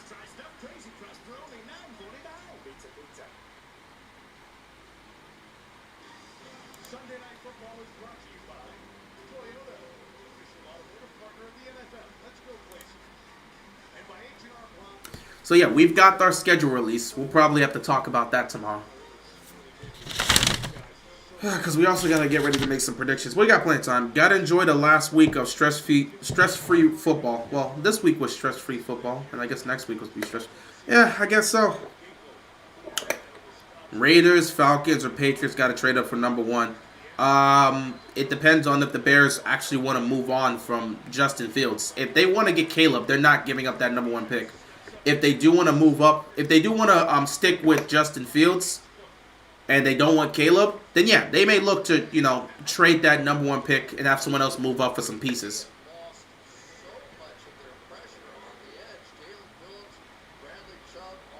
Man, losing Phillips and Chubbs has made it very difficult for this pass rushing unit for the Dolphins.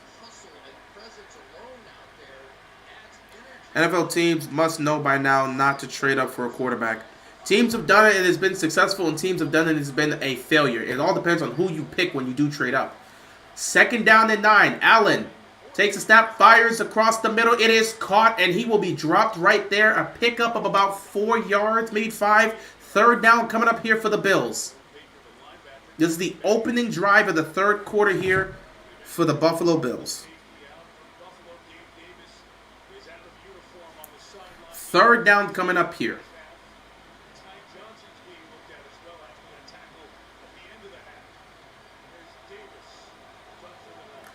3rd and 5 here for the Buffalo Bills. Looks like they're going to send some pressure. Allen's going to have to get this out quickly. Pressure's coming. Allen's going to get swarmed. Allen, he's going to get dropped right there and sacked. And the Dolphins defense got to him. They put the pressure on and they made the play. And put Allen on the ground. Great job here. Who got the sack on Allen there? I think he just ended up just falling down. 2 guys got a hand on him, and then they just ended up falling. So, I don't know who they're going to attribute the sack to, but the Dolphins defense steps up, makes a stop, and gets it done.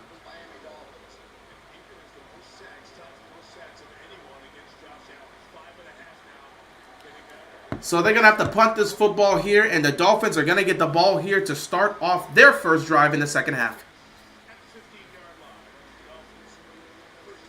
Chiefs did it for Mahomes. Ravens did it for Lamar. Yeah, they traded up. Well, they didn't trade up for the number 1 pick, though. But they did trade up for a quarterback, though. So that is the thing. What's the difference in the NFL of tanking and being trash? Bring me 2 teams as an example. Hey, what's up there? Oh, I switched to H&R Block. Doing my own taxes. Well, the Texans technically last year were tanking. The Texans were an example of tanking, and we saw how they were able to turn it around. And the Panthers are an example of of just being trash. I'm not going to lie. Because they did all that quote-unquote tanking and then traded away all those picks to get the number 1 pick, and they're still garbage, just as bad if not worse than last year. And now the number 1 pick that they could have had this year is with the Chicago Bears. So I guess you could look at the Texans and say that's an example of tanking. And then you can look at the Panthers as an example of being trash. Because they're successful tanks. Technically, the Texans were tanking last year, and they ended up getting C.J. Stroud. The Panthers were also tanking last year. They picked Bryce Young, and then we saw how it worked out for both. Texans are in the playoffs. Panthers are back to being the number 1 pick, which they gave to Chicago, so they can't even use it. They don't have a first-round draft pick. So yeah, those are the examples I can give you just based off of this year.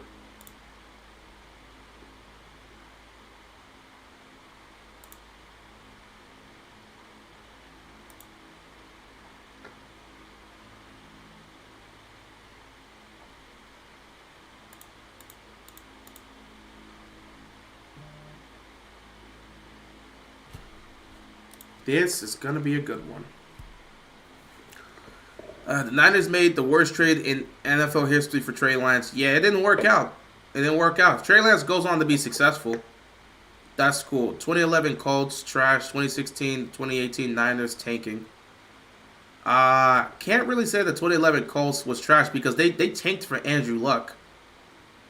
The Colts knew they were moving off of Peyton Manning, so they tanked and they got Andrew Luck. So I can't really say it was trash. It worked out for them. It's just unfortunate his career was short. They got to an AFC title game with Andrew Luck. They were tanking. They purposely tanked half a season to get Andrew Luck, and it worked out for them. But that was for only normal human beings. Touchdown probability less than 1%. Mike and I would have never got there. But Achan is not a normal human being. So the Dolphins have somewhat of an advantage here right now. Have the lead and have the ball. Can they extend their lead? First down and 10 here for the Dolphins. Tua takes a snap. Quick throws here to HN. Some solid blocking. He's going to pick up a couple yards. Second down coming up here for the Dolphins.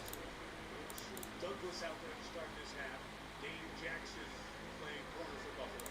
You know, Mike, the other thing that I found interesting here is that we are seeing not only the Buffalo Bills having to substitute people in, but this offensive line for the Miami Dolphins is really starting to become a factor in more of these games. And they've got two backups in there at center and left guard. Second down and 5. Tua.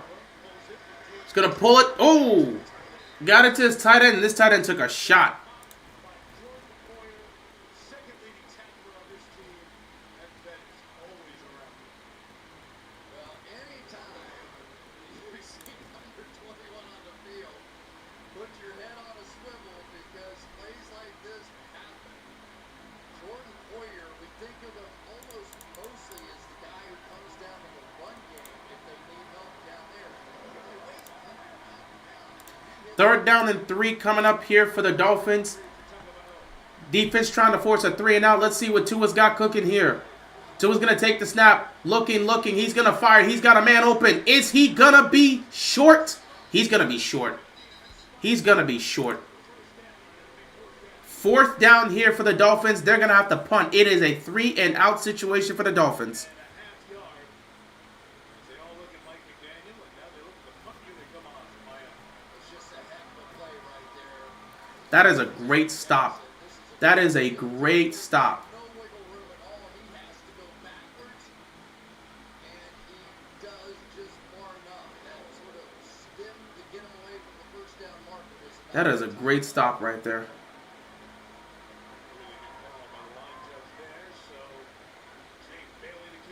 They're going to punt this here and get it back to the Buffalo Bills. That's a good punt. That's a good punt.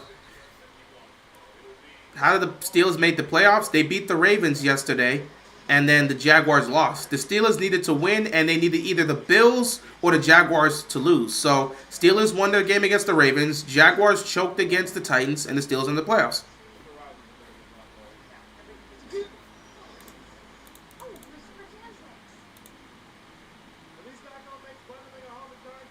For bundling made easy, go to geico.com. There are trucks, then there's the truck, GMC Sierra. Available with the V8 engine. The Super Cruise hands-free driving experience. And of course, the world's first 6-function multi-pro tailgate. GMC Sierra. Not just any truck. The truck.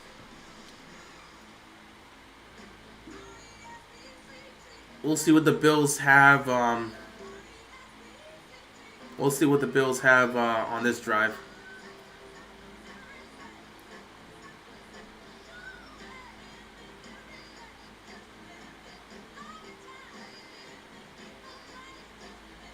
Applebee's all-you-can-eat riblets, shrimp, and boneless wings are back for just $14.99. Applebee's. Now that's eating good and Oy vey, oy vey, oy vey, oy vey. No way the Jaguars lost the 5-11. Yeah, they did. The Jaguars choked their season away. They need to tag and trade Brian Burns for a first round and sign free agents like crazy. I don't even know if they're... I mean, they could look to do that, but I don't even know if they're going to do that. Bryce Young... See, here's the thing. Bryce Young's a rookie, and he's in one of the worst situations you could possibly be in. I don't know if there's any quarterback that can turn that season around at all. I mean, I'm just saying, what quarterback is going to thrive in the position where you have no offensive line, no weapons, a terrible defense, and a terrible coaching staff that doesn't put you in a position to succeed? As a rookie quarterback, coaching matters. He's not in a great position at all. So I don't even know if I can sit back and say Bryce Young is terrible or he's in an environment that doesn't give him a chance at all. Well, the injuries for the Panthers has kind of made them weaker as the season has gone on. But the defense isn't great at all. It's solid, but solid's not great. And some of the competition they've dealt with has put them in the position that they've been in. Overall, he's not surrounded by anything. And yeah, and terrible ownership.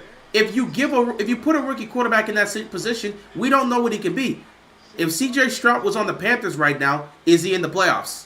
Probably not. Does he have the season he has right now? Probably not.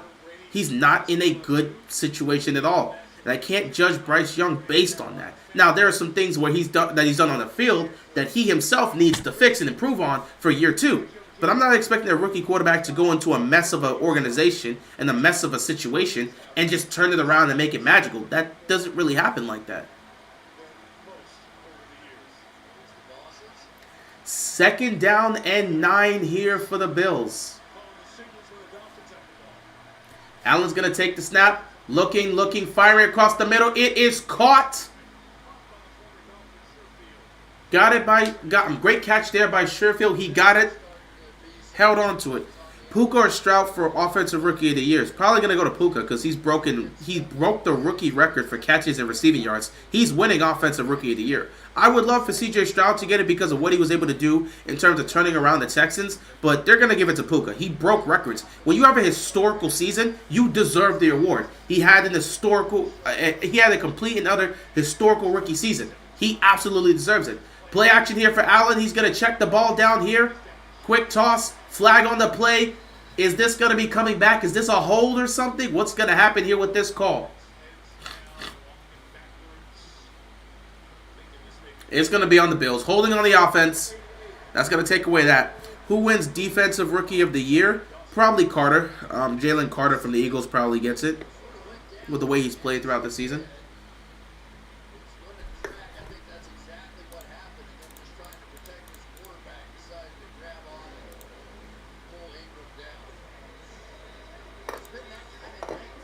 Don't y'all have any shame? Don't y'all... I wouldn't even post this, bro.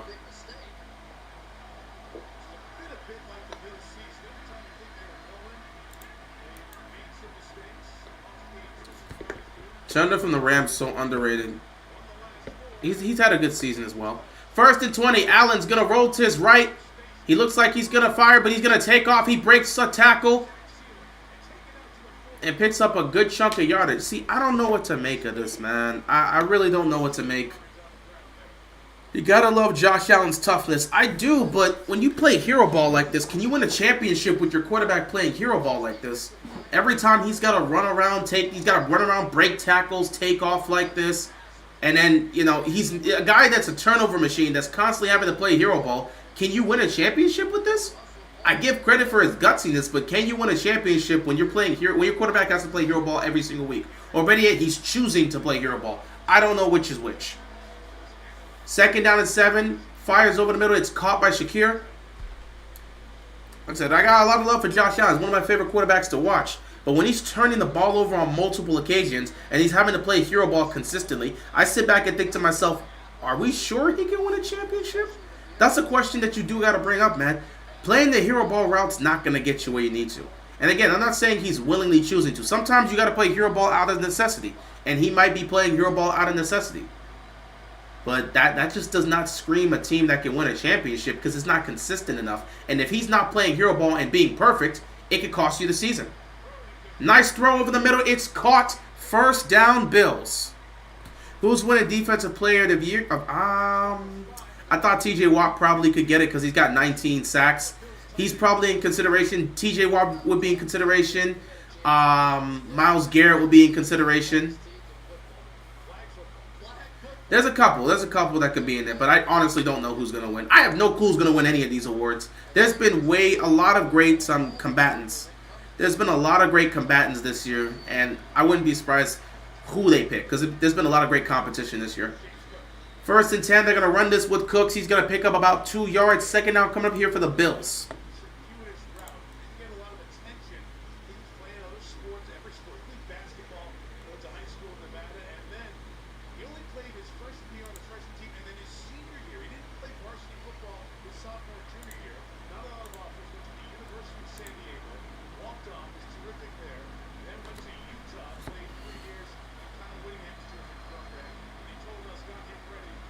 Second down here.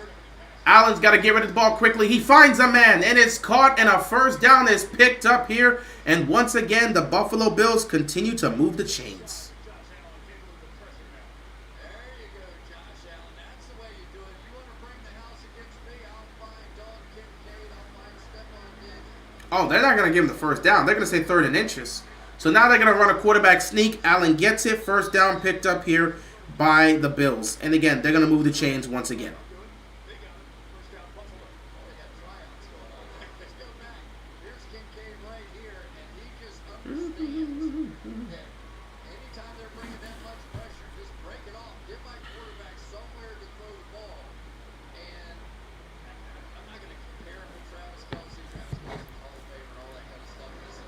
Great catch there. Great play there.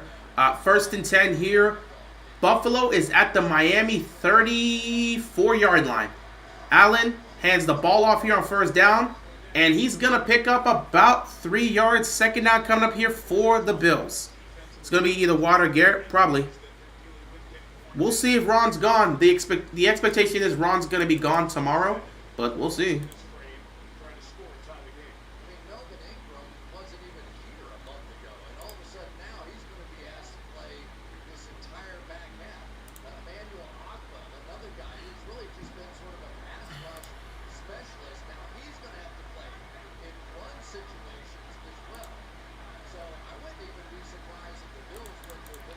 Second and 7 here. They're going quickly here. They're playing a little bit of hurry-up offense.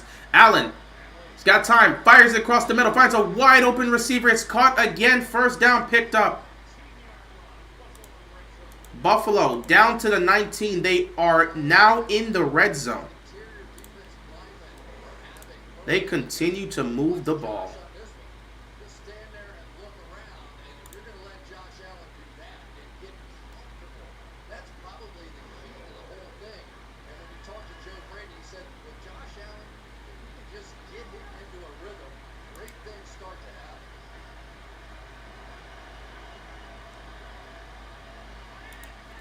First and 10. Here comes the toss. And the Dolphins defense makes a stop behind the line of scrimmage. Good tackle there by the Dolphins. Good tackle there by the Dolphins. 2nd down coming up here for the Bills. And this 3rd quarter, the game is going by so quickly, man. Season finale is wrapping up quickly. I don't know if this game is going to last until like 11th. This game is going by so quickly. Why ask a weird question like that? Just let me get hit by Ray Lewis, and I'll tell him, hey, bro, don't give me an actual NFL hit. Just give me like a soft tackle. Would I rather suffer physical pain or emotional pain as a fan? Like, why? I'm suffering pain. I would prefer to not suffer pain. That's good. Would you rather suffer physical pain or emotional pain because you can't watch the football team you've been watching since you were 5 years old? Not even 5. Since you were, 3 or 4 years old? Would you rather not be able to watch football, the same sport you've been watching for 20 years? Would you rather give that up? Or would you rather suffer physical pain? I'm not a fan of pain, so I'd rather do neither. He got it off before he got past that line. 3rd and 13 here. Dolphins defense trying to make a stop. Play clock winding down. Got to get it off. Allen. Pressure's coming. Allen's going to... He fumbled the ball and lost it. Another turnover for Josh Allen. Another turnover for... I can't. 3 turnovers. I can't with this dude. I can't.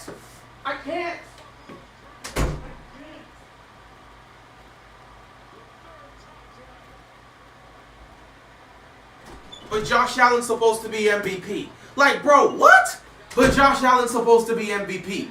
At least, at this point, Purdy and Dak are the only other quarterbacks I'll give acceptance to for an MVP conversation. I don't care how many touchdowns this guy has. For every 2 touchdowns he has, there's a turnover. He has a 2-to-1 touchdown to turnover ratio. You're not going to tell me this is the MVP. Look at how he's been playing the last few games. What is this? And I'm supposed to believe this is the team that's going to get to the Super Bowl. With the way that... No. 3 turnovers for Josh Allen tonight. 3. Come on, bro. Come on, man. Tua finds Tyreek, and it's a first down, bro. No.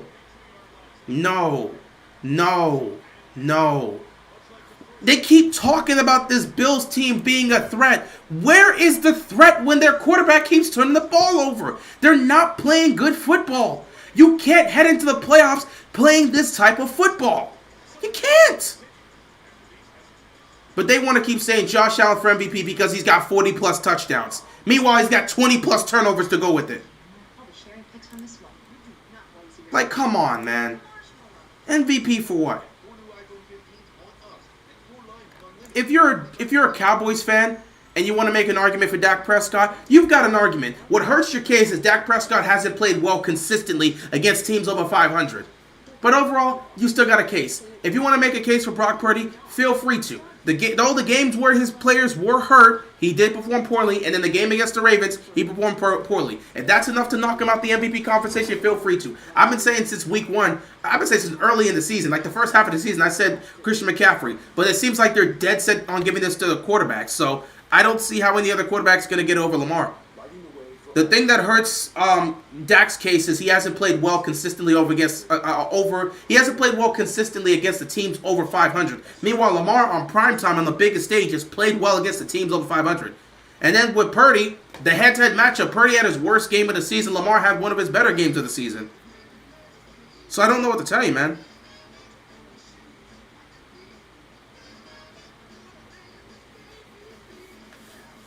Bro, people be talking about Lamar Jackson, Dak Prescott turning the ball over. They don't really talk about Lamar Jackson turning the ball over that much because he's not really a turnover machine. Whereas Dak Prescott last year was like that. The only time they talked about Lamar Jackson turning the ball over was 2021, where he had 13 interceptions. But yeah, Allen, there needs to be more talk about that. But I'm pretty sure people know he's a turnover machine. If the Cowboys game was in Dallas, Dolphins would have lost. Oh yeah, for sure. They won't talk about... You're wild for that, Simple. You are wild for that. But yeah, I just know.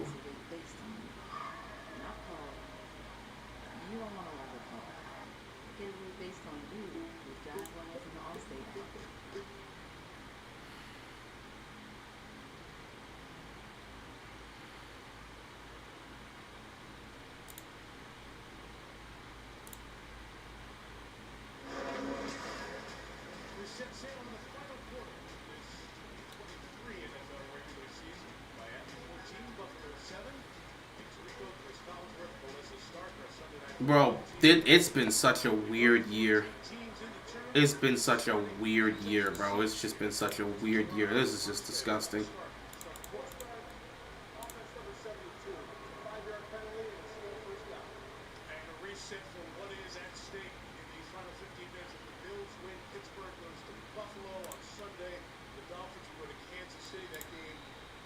Exclusively on Peacock on Saturday night.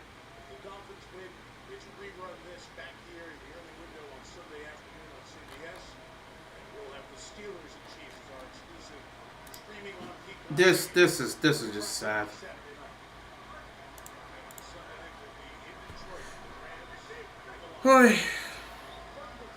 Tua over the middle. It is caught. Hill gets it, but he is short. Offenses have sucked this year. Offense has been down this year. Defense has been doing their job. What AFC team was scary the most if the Ravens had to play them? I don't have a single team I'm scared of. I've been on record saying this. There's not a single team in the AFC that I have fear of. It's the playoffs. There's no fear factor in the playoffs. Everybody understands the focus. Everybody understands the mantra. Everybody understands that any team can go into any stadium and win. Upsets happen all the time. There is no fear I have no fear for any team in the AFC. I have stated this clearly. If the Ravens play up to the potential they've shown this season, the ability and the capabilities that they have presented, when we've seen them at their highest peak against the Niners, against the Dolphins, against the Seahawks, against the Lions, if they play like that, they're not losing to anybody in the AFC. Anything less than that, if they play around, they start turning the ball over, they start making mistakes, giving up long, big plays down the field and allowing points on the board. If they start playing the way we've seen them play games where they have not played, like against the Colts, if they look like the way they looked against the Colts, they're going home early. If they look like the way they looked against the Dolphins and the Bills, bro, they're going to the Super Bowl. So I don't have a single team that really scares me. I'm not afraid of any team. Not afraid of Cleveland, not afraid of Pittsburgh, not afraid of Kansas City, not afraid of Buffalo, not afraid of Houston, not afraid of Miami, not afraid of a single one of these teams. When the Ravens play up to their potential, they can win. Anything less than that, it's a complete and utter disgrace. It's an embarrassment. And at the end of the day, it's them not doing their job. And at the end of the day, in the playoffs, it's about who shows up to play. The Ravens were a better team than the Tennessee Titans in 2019, but the Titans came to play. So guess what? The Titans won. If the Ravens can't sense the moment and understand they got a great opportunity to go to the Super Bowl, that's on them. But I don't have any team I'm sitting back like, oh, I'm scared of.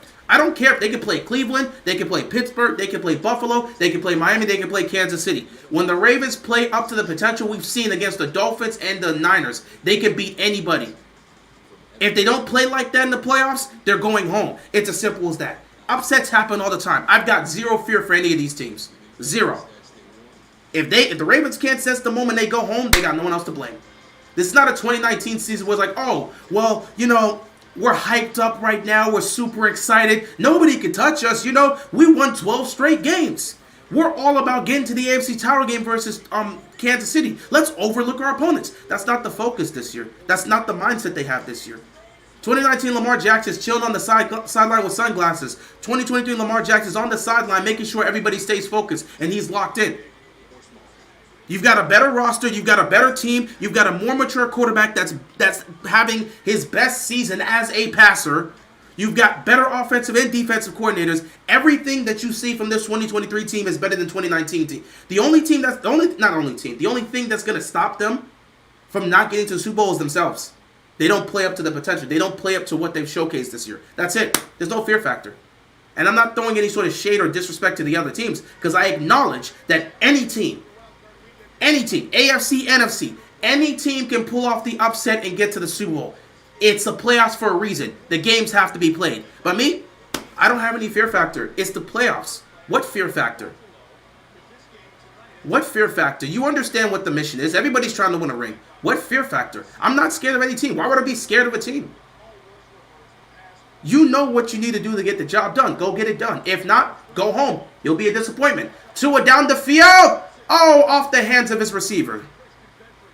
Off the hand of his receiver. It may just be me, but I don't think Marcus Williams is as bad as everyone's saying he is. That's a debate. He hasn't played the best.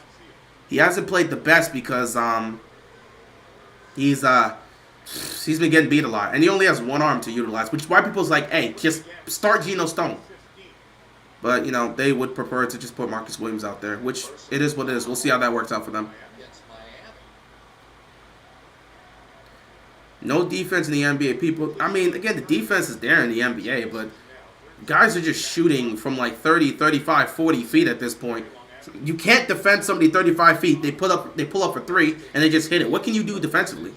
For me, it's the Browns. If the Ravens have to play the Browns, yikes. If you're afraid of the Browns, I don't know what to tell you, bro. You're entitled to have your fear, but if from what you've seen of the Ravens this year, if the Browns scare you, I don't know what to tell you, man. That's not to say the Browns can't come in here and win. I put this out here. Every single team in the playoffs has an equal chance to make the playoffs. The 9-7 Giants went on to win the Super Bowl. The Cleveland Browns have enough. Unfortunately, they have injuries, but they have enough to be able to go on a Super Bowl run or potentially just pull off a huge upset. They have the capabilities of doing so. But, like I said, if the Ravens play up to their potential and they play clean football, they don't lose. That game we lost against the Browns in Baltimore, if they play clean and don't turn the ball over and we don't have a pick six, we don't lose that football game. If Baltimore plays up to the potential that we saw against Miami and San Francisco, they're not losing to the Browns. If they don't play up to that potential, the Browns can pull off the upset. The rest is up to Baltimore. You know what's on the line. but I don't have any fear. I'm not afraid of the Browns, not afraid of the Bills, not afraid of the Dolphins, not afraid of the Steelers, not afraid of the Texans, and I'm not afraid of the Chiefs. If the Ravens play up to their potential, they can win the Super Bowl. If they don't, they're going home early. It's up to them to go out there and perform the way they performed. But I've got zero fear heading into the playoffs. He said there were too many times in that game a week ago against Baltimore that I tried to play hero ball. Tyus Bowser's contract's just a money laundering front at this point. It's unfortunate. I don't even know how he injured his knee. We could have just sat back and said it was a season-ending injury and not have to waste all this time. This is a long way to go, maybe even too long for that drift. 3rd down and 23 here. Wow, they pushed them all the way back. Dolphins just gonna... Why are they throwing? And there's another flag for some random reason. What's the flag for? This call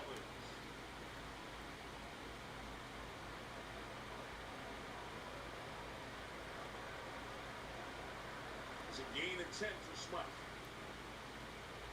There's a lot of RPO action, and these offensive linemen are easing their way down the field, sometimes before Tua.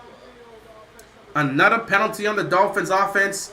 Penalty's going to be declined, and that's going to give the ball... That's going to force them to punt and have to give the ball right back to the Bills. Man, both of these teams are playing some nasty football today. It's bad. It's really bad. It's really bad. It's really bad. Is the foot. Miami will punt. Dolphins going to punt. Back-to-back possessions. Jake Bailey with a big punt. Sends Deontay Hardy all the way back to the 5. Here comes the return. Oh, he's got speed. Oh, he's gone. The Bills are going to get a punt return touchdown. And they're going to tie the game with 13:45 left to go in the football game. Touchdown, Bills. Hardy takes it the distance. Allen doesn't have to come on the field. And the Dolphins get to go right back out there. What a blunder by the special teams unit to give up a punt return touchdown in this type of situation. That is a crusher. That is a major, major crusher, man. To give up a touchdown in that situation, that is horrible.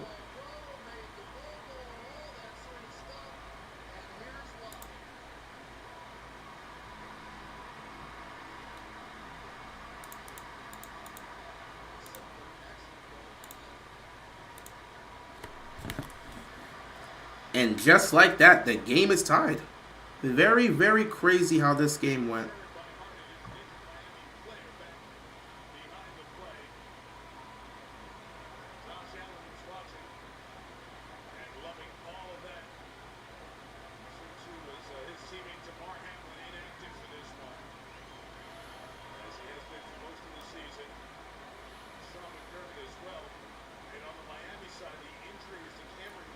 Extra point coming up here to tie this game up.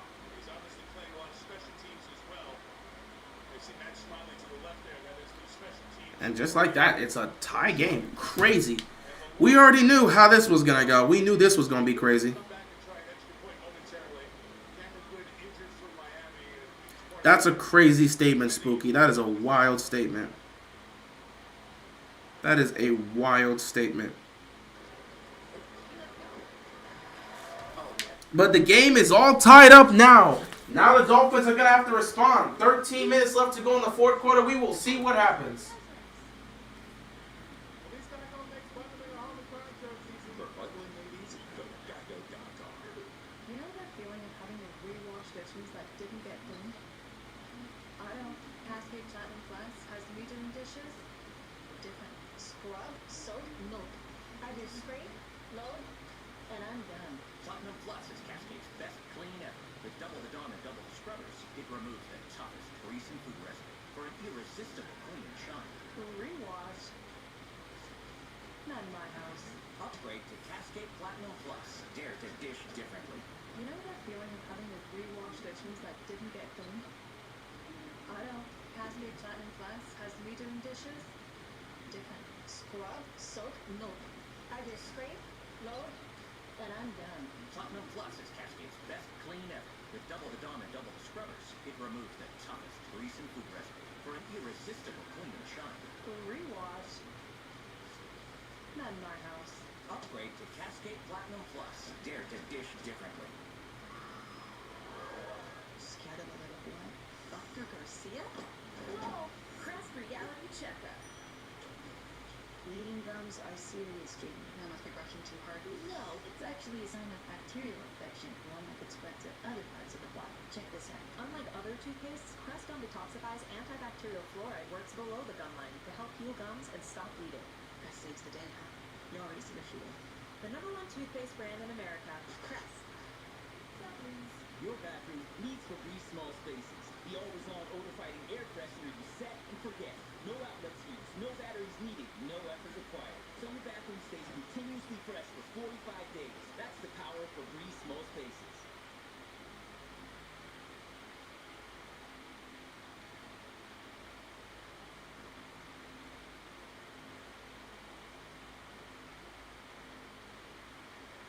Card comes out, they've immobilized the left leg of Cameron Good, first-year player out of Cal. He was drafted a year ago. He was on the practice squad all of last year.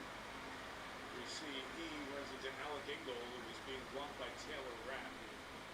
Takes that awkward step and grabs that left knee as Hardy goes right through that spot there and got the blocking downfield. And again, Cameron Good was one of the 3 healthy edge rushers from Miami. So they're down to Melvin Ingram and Emmanuel Agba as edge rushers for the rest Oh, they. Oh, I was about to say. I thought they missed the extra point.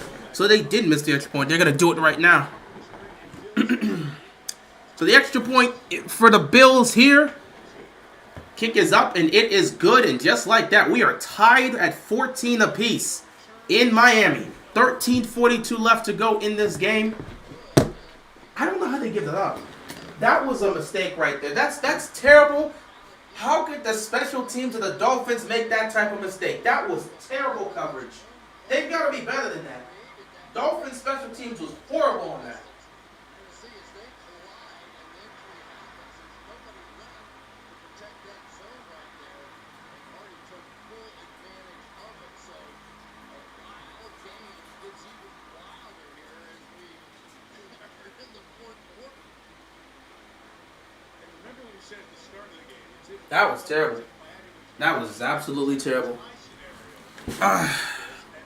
Come on, Bills. We can't play Miami. You don't feel comfortable going up against the Dolphins? Are you sure?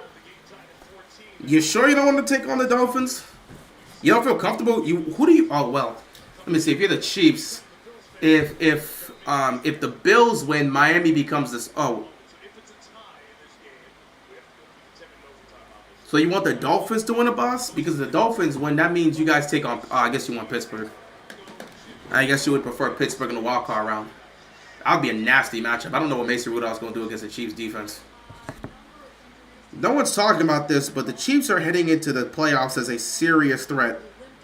And again, offensively, I don't like what I see from them because they're dropping receivers, but no one's talking about this. Did you know that the Chiefs defense has not given up 30 points in a single game this season?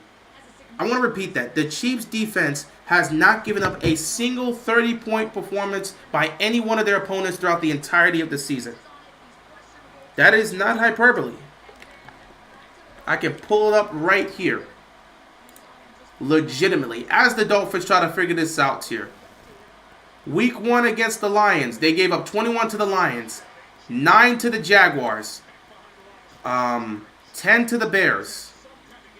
20 to the Jets, 20 to the Vikings, 8 to the Broncos, 17 to the Chargers, 24 to the Broncos again, 14 to the Dolphins, 21 to the Eagles, 17 to the Raiders, 27 to the Packers, 20 to the Bills, 17 to the Patriots, 20 to the Raiders, 17 to the Bengals, and then 12 to the Chargers.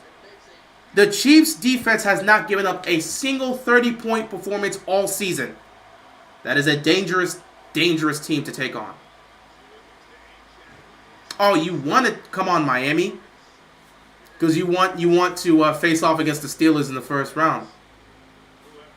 That's what you mean, because you want to take on the Steelers in the first round. I got you.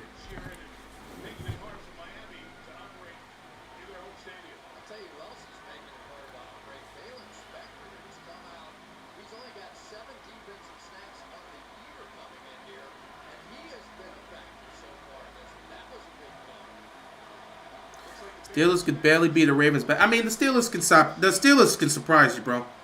I can tell you this right now. Steelers are one of those teams that can absolutely surprise you. 3rd down and 9. What you got, Tua? Fires over the middle. It is incomplete. Great defense right there. No flag on the play. And the Dolphins are going to have to punt the football.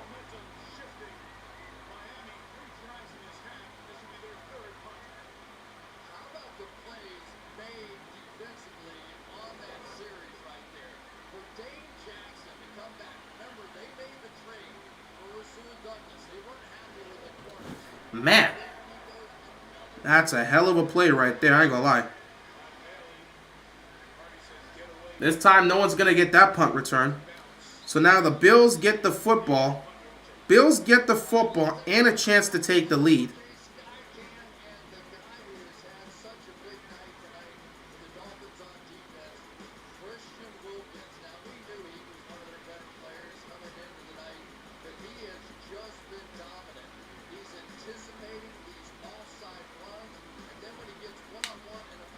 We'll see what the Bills do. Pittsburgh or Miami? He wants Pittsburgh. If the Bills win, who do they play? They play Pittsburgh.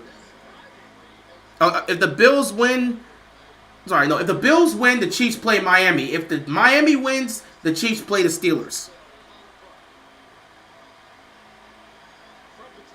Here we go. Allen throwing across the, throwing to his right, in fact, to Diggs. It is caught.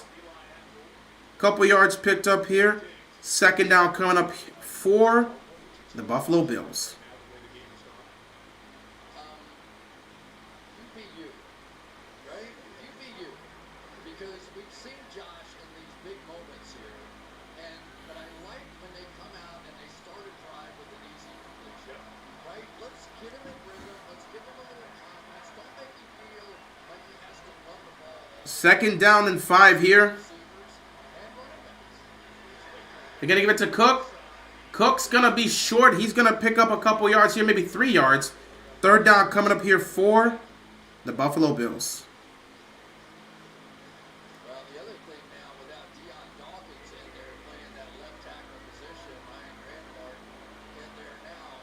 So you've got backup rushers going against a backup tackle, and Josh Allen's got to try and figure out exactly what all that means.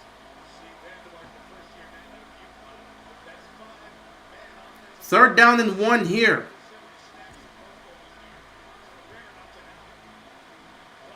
Allen's just going to take it himself. And Allen's going to pick up the first down.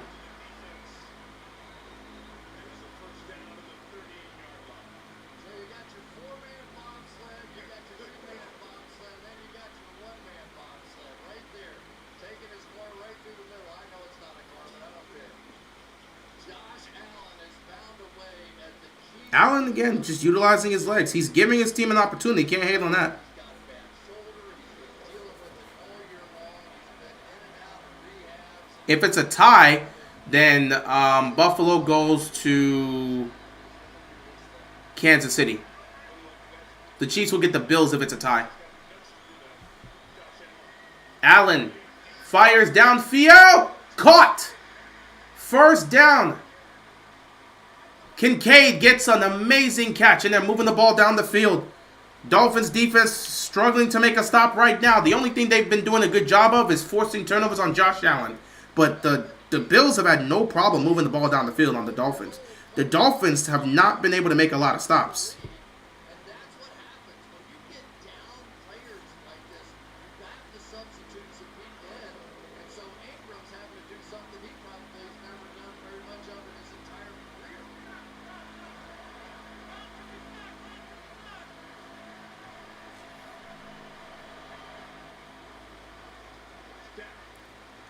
Allen over the middle is going to be caught.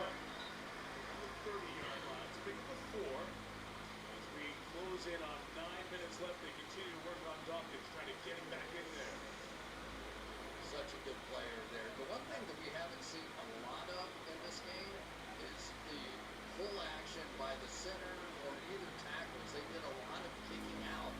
Second down and 6 here. Maybe now with these new guys in playing the edge, they don't come back to some of their greatest run game.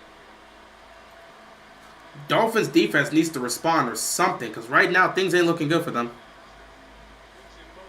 Allen going for the end zone. He's got a man. It's caught. He didn't get in, but he got inside the 5. It's going to be 1st and goal for the Buffalo Bills. And now the Dolphins defense is absolutely in trouble. Well, you've got picks by the offense, and then you've got picks by the defense. All three defensive backs basically ran into each other there. And despite the fact that they thought they knew what that play was, the collision, loss of a big play. At the ball at the 4, they now properly mark it at the 3. First and goal here for the Buffalo Bills. Here we go. They're going to hand this ball off. Oh, that looked to potentially be a hold, but they made a stop behind the line of scrimmage. 2nd down and goal coming up here for the Buffalo Bills. The Miami defense knows they got to find a way to hold, man. They know they have to find a way to hold up and survive here. They've got to hold up. Can't afford to give up a touchdown here. Got to look to make a stop just before half. They have to make a stop just before giving up a touchdown there. Not even before after that, but they got to look to make a stop here because giving up 3 is better than giving up 7. Oh, that's a touchdown. It's a touchdown. The Bills get the touchdown and they take the lead. 14 unanswered points by the Buffalo Bills. 7:16 left to go in this game, and the Bills take the lead. With a chance to get the 2 seed, the Bills go down the field and score a touchdown. That's the thing with Josh Allen. He'll turn the ball over, but man, he'll find ways to score touchdowns. And that's the conflicting thing about the Bills. We know how the Bills look like when they're operating, but these turnovers are too much to handle. That's why I don't know if I could sit back and trust Josh Allen and this team to be able to go on a Super Bowl run. It's tough to trust a team that does this.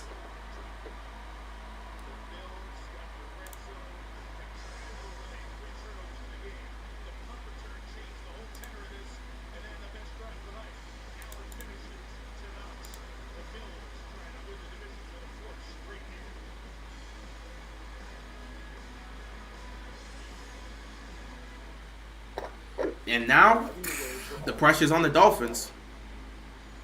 This is the fully electric, highly advanced EQE SUV from Mercedes-Benz. Did you know there's a way to cut your dishwashing time by 50%? Try Dawn Power Wash Dish Spray. It removes 99% of grease and grime in half the time. Dawn Power Wash has 3 cleaning boosters not found in traditional dish soaps that remove food and grease 5 times faster. And because it cleans so well, you can replace multiple cleaning products for counters, stoves, and even laundry stains. Try Dawn Power Wash. Dolphins got the pressure on them now. They got to figure out what they're going to do. To give your teeth a dentist clean feeling, start with a round brushing. Add power, and you've got Oral B. Round cleans better by surrounding each tooth to remove 100% more plaque for a superior clean. Oral B. But that was a fantastic drive, bro.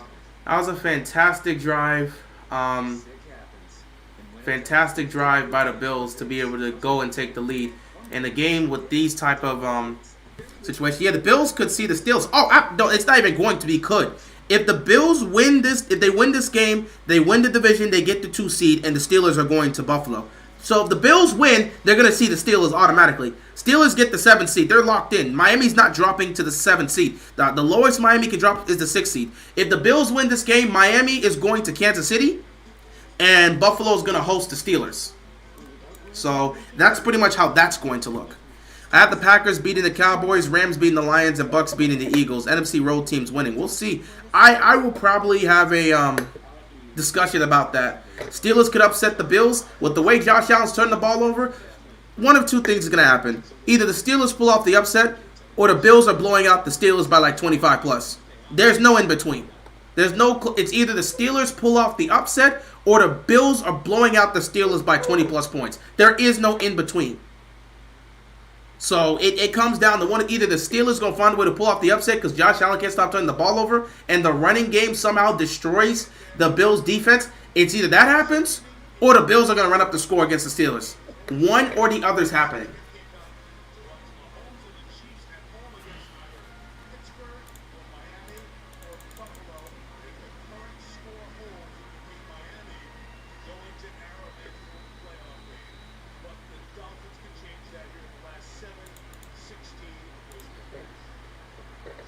7:16 left to go in this football game. Bills up by 7. Dolphins need a touchdown to tie this game up. Let's take you back through what has happened here in game 272. The final one of game 2 and a good start. Quiet second half to come with Allen for the Miami offense. As we said, the full Josh Allen experience. 3 turnovers, 2 touchdowns, 344 yards. Tyreek punctuating an outstanding season. 75 touchdown score. The momentum change. Deontay Hardy, 96 yards. Bills punt return record. We're gonna have to figure out what the Dolphins. We got to see. We got to see what the Dolphins are made of, man. We got to figure out what this team is capable of, and we're gonna see it right here. This has to be the drive if you're the Dolphins. Tua fires downfield, overthrows Tyreek Hill. It was in the hands of Tyreek Hill. He had to go up high, incomplete. Second down coming up here for the Dolphins, and you could tell, man, Tyreek Hill is banged up. If both teams tie, Buffalo's the 6th seed, Miami's the 2 seed. If Miami wins, they're the 2 seed, Buffalo's the 7th seed. If Buffalo wins, Buffalo's the 2 seed, Miami's the 6th seed. So a lot happens here, you know. And Tyreek Hill's on the sideline. He's definitely banged up. I don't even know if this Dolphins team is going to survive in the playoffs. Whether they win this game or not. They are banged up beyond belief. At this point, it just feels like survival at this point. Tua rolling to his left. Rolling, firing, caught. Chase Claypool makes the catch. 3rd down coming up here for the Dolphins. It's starting to feel like 4-down territory, so it feels like they're too close into their territory, so obviously they have to punt the football, but it's starting to feel somewhat like 4-down territory, because if you get the ball back to the Bills, with the way your defense is depleted, can you actually get this done? Tyreek Hill is back on the field.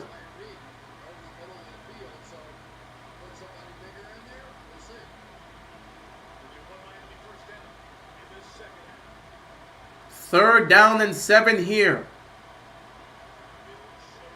They're sending pressure. Blitz is coming. Tua gets it out quickly to Tyreek Hill, and Hill does not make the catch. I was confused as to who he was going to. He had a man open, but he targeted Tyreek Hill. Blitz was coming.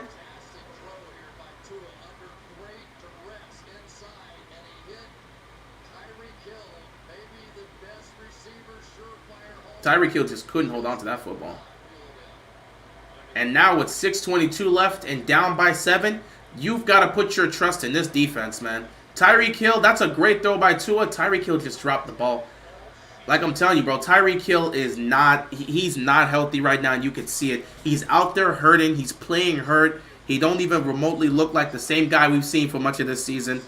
It's sad to see that, man. Legit sad to see it.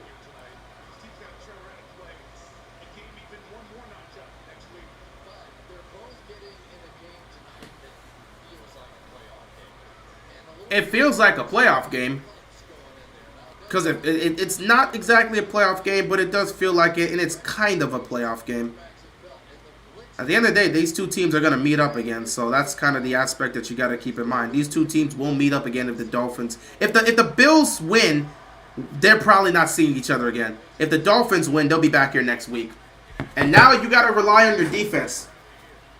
6:14 left to go. You got to go ask Josh Allen to put this game on ice. And if you're the Dolphins, you got to... Wow, what was that? Defender just slipped or just fell. It was bad. But yeah, if you're the Dolphins, you need your defense to give you a stop to get this football back. If you're the Bills, you're asking Josh Allen to go put this game on ice. Oh, he had him in skates. He had his... Oh, no. Oh, no. He just stopped on him. He stopped on a dime. And that man slipped up on his own feet. Ooh. I'm ready for this to be over. Season's coming to an end. Season finale here. You know, it's been quite the season, ladies and gentlemen. It's been quite the season. I'm going to miss football, but, man, I ain't going to lie. Sometimes you could use a break from it, man. All these live streams and stuff takes a toll on you, bro. Takes a toll on you, especially when you're just doing it for fun. Hell, even if you're doing it for a job, streaming for multiple hours on a day, it's a lot. It's a lot.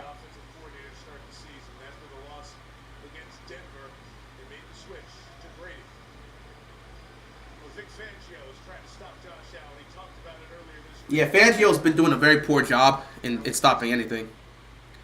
You got to start streaming some NBA games. Bro, I can't find the time to stream NBA games. Some, especially, again, I'm not streaming just other... I would have to stream Miami games, and I don't always... The biggest issue is with NFL games, I can get it on my television. I'll be able to watch any NFL game I want to watch for the most part, especially the primetime games on national television.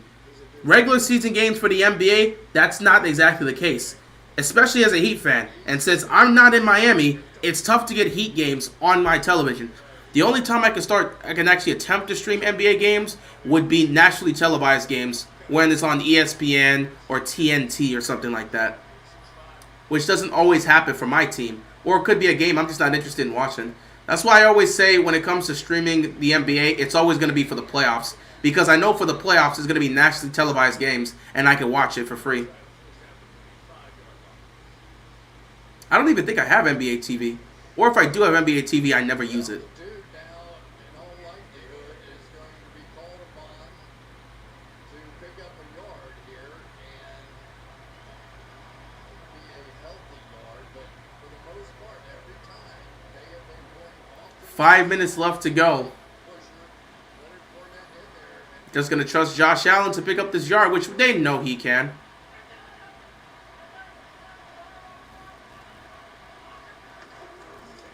Allen, does he get it? I don't think he got it. I don't think he got it. I don't know if he got that. Did he get it? I think he's short. I think he's short. But then he kind of got kicked out back to the right.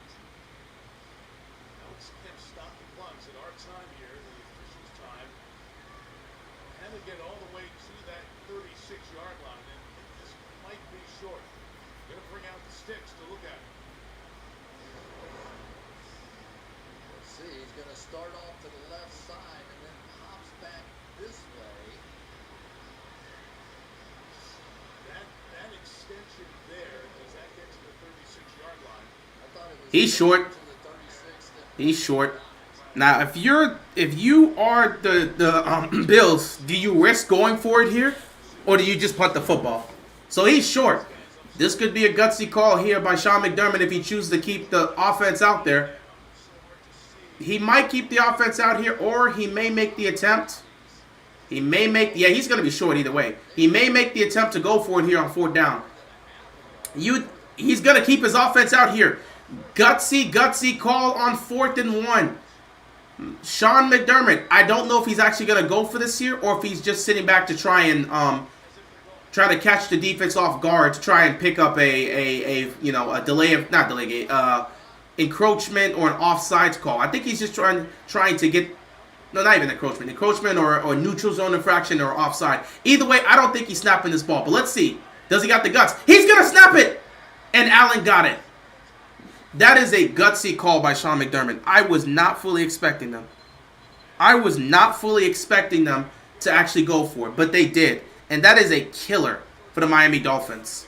That is an absolute killer for the Dolphins. That is an absolute killer for the Dolphins. It's an up and over the top. I haven't seen that one yet. And give credit to Fournette for realizing what was happening and getting underneath him there and pushing him for that first down. Yeah. 1st and 10 here, 3:25 left to go. Dolphins running out of time. They're going to run this football here. Cook is going to be stopped right there. He might have picked up a yard, maybe 2.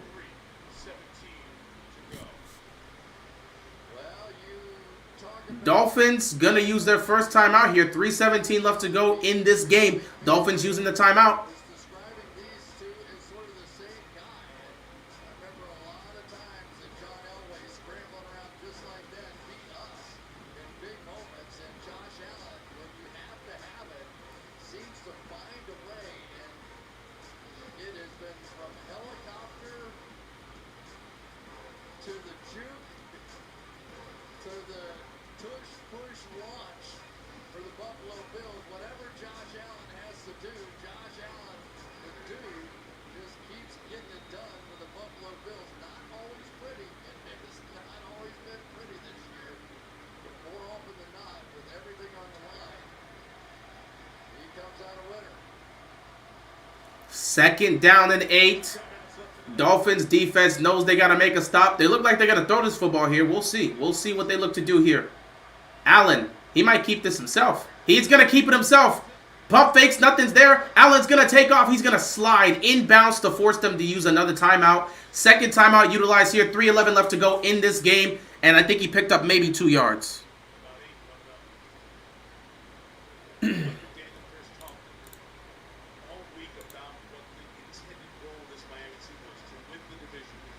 Buffalo's run this division. The last 3 years, they've wanted to go for a 4th consecutive year. It might be getting wanting to be accomplished because they were in the playoffs already. This group needs to accomplish something like this. We haven't done it here since 2008. Well, and the thing that's got to be killing him is I think the game was going exactly the way that you wanted it to go. They were running the football. They had a lead. They punt the ball. They have an injury that takes out 2 of their players and a 90-plus yard punt return, and the game completely changed. But now they need to play right here on defense to give Tua and his offense one more shot. Buffalo trying to get to the 47-yard line. 3rd down and 8 here. Dolphins need to stop. Allen's going to take the snap. And that might be a false start. Delay of game? That changes this entire thing now. Delay of game is wild to get there. Delay of game when the Dolphins call the timeout is crazy behavior. 3rd down and 13 here. Well, this is an interesting potential end to this season. You know the season finale always has the high stakes. Anybody going to cover that receiver? Y'all going to get set? Don't even know when they're going to get this ball snapped. Anyway, here we go. A little bit of extra protection here for Allen. He's going to take the snap. Allen, he's going to take off. Allen, can he get there? Allen breaking tackles. Allen picked up the 1st down. Flag on the play. It's going to come back. It's coming back. It's coming back.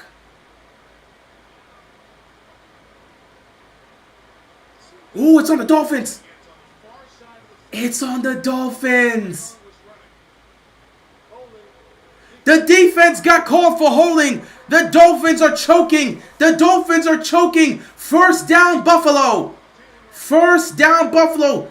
In the worst possible moment, Ramsey holding on for dear life on Diggs. Oh, my goodness.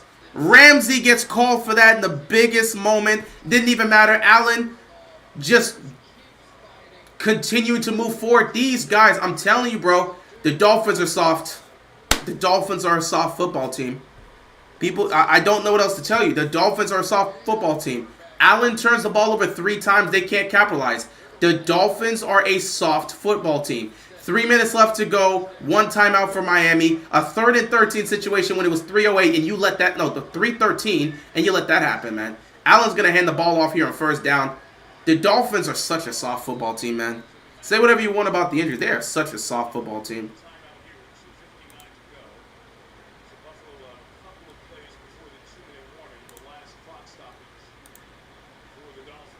Give him credit. You know, Mike, there are so many quarterbacks when things start to fall apart, they fall apart.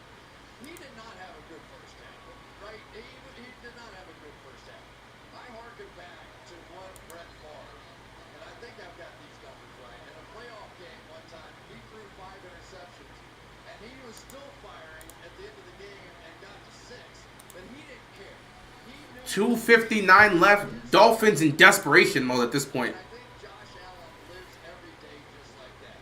Maybe he should distribute it more, maybe he should hand it off, but when the game's on the line, he knows he can go run the football game. Money time. This 2nd half. Buffalo's clearly outplayed. Allen's going to take it himself, and this time he's going to be stopped right there. I think he stays in bounds. He does stay in bounds. So 3rd down coming up here.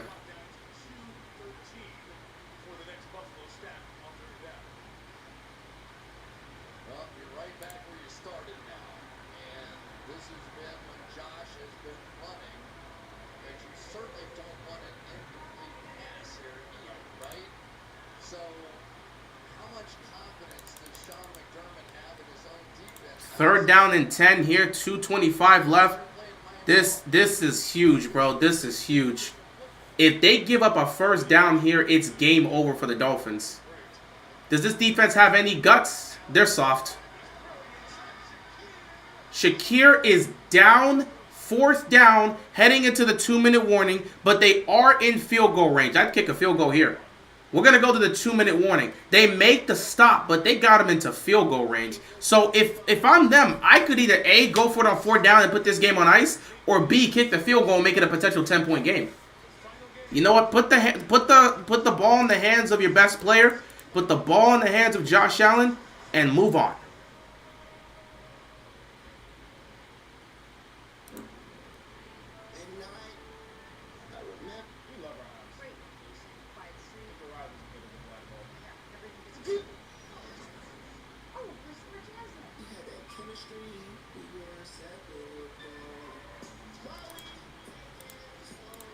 The Wolf Rift is expanded. All worlds within the Galaxian Veil will be consumed. This difficulty demands a specialist, an ease specialist. That's God, makes it easy to get coverage for what you care about. Cars, farmers, food. And what about the wolf brand?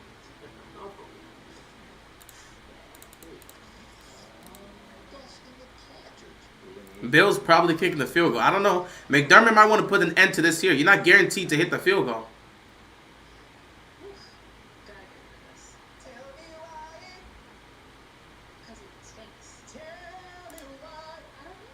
Like legit, you are not guaranteed to hit that field goal. And if they give the ball back to the Dolphins, that's one more chance. At the same time, it comes down to it, because if you miss the field goal, they're getting the ball back. And if you don't convert a fourth down there, they're getting the ball back. It all depends on what Sean McDermott wants to do. He's been willing to go for it on this drive to put the Dolphins away. So he might make the attempt. Though we come and go, our odors stay. It's called odor transfer. Left untreated, those odors get trapped inside fabrics and then really smells into your air. You need Febreze fabric protection. Its formula proven to deliver long-lasting odor-fighting power, so you can enjoy long-lasting freshness even hours after spray.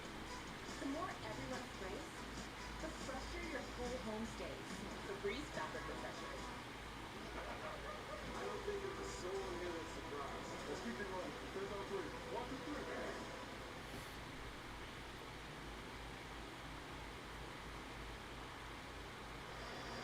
Josh Allen's been great on third or They're gonna go for this. fourth and 1 conversion here. He's converted. Josh Allen's converted on 21 of 22 fourth down conversions. Plays ago, Allen's left hand went out of bounds before a body part went down.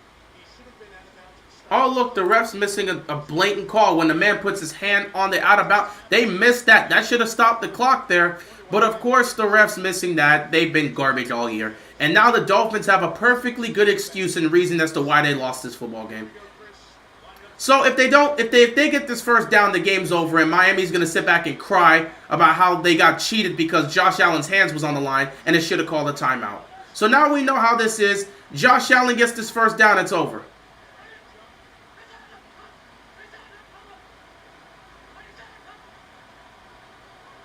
They're not going to do it. They're not going to do it. They're going to go for the field goal or punt. They're going to go for the field goal. Timeouts left, so they try to get him to jump. They did not. But yeah, if the Bills don't get a chance here, if the Dolphins don't get a chance to win the game, we already know. Oh, look, the refs missed a blatant call. Josh Allen's hands was down. That should have stopped the clock. That's what cost us. Not the way they've been playing throughout the game. The fact that they gave up a punt return touchdown. Not the fact that Tua hasn't done anything in the second half. Let's not forget, have they scored a single point in the second half? No. A second half where you do absolutely nothing with the football. Don't tell me about, oh, Josh Allen's hands was down right there. Don't tell me that. The entire second half of this football game, you've scored 0 points. You had 14 in the second quarter. You've scored 0 points in this entire second half. Don't give me no excuses about, oh, well, Josh Allen's hands was down there. We should have been given a time. No, I'm not listening to that. So now this is for real. Josh Allen picks up this first down. The game is over, and the Bills are winning the AFC East. Here it is. Allen, he's short. Wait, they give it to him. Did they blow the whistle before he was down? He's short.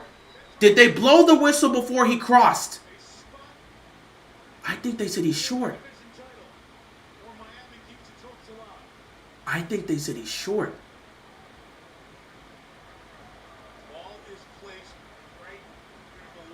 Oh my God. If this is short, Miami still has life. If they said he's got it, the Bills win the AFC East. The division comes down to this measurement.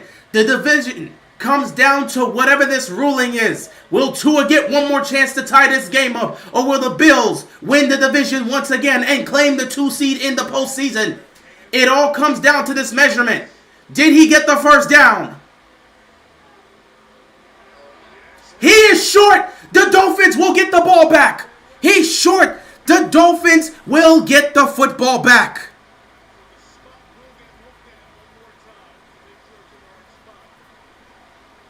They're going to take a look at it again, but they said Josh Allen is short. On the initial push, he's absolutely short. But it looks at some point he tries to get the ball close to the line. I'm not fully sure. There was some sort of push. It's very close. It's very close. It's very close, but I see why they said he didn't cross. It's really close. That original, it's very close. It's very close. It's incredibly close. I had thought he initially got it.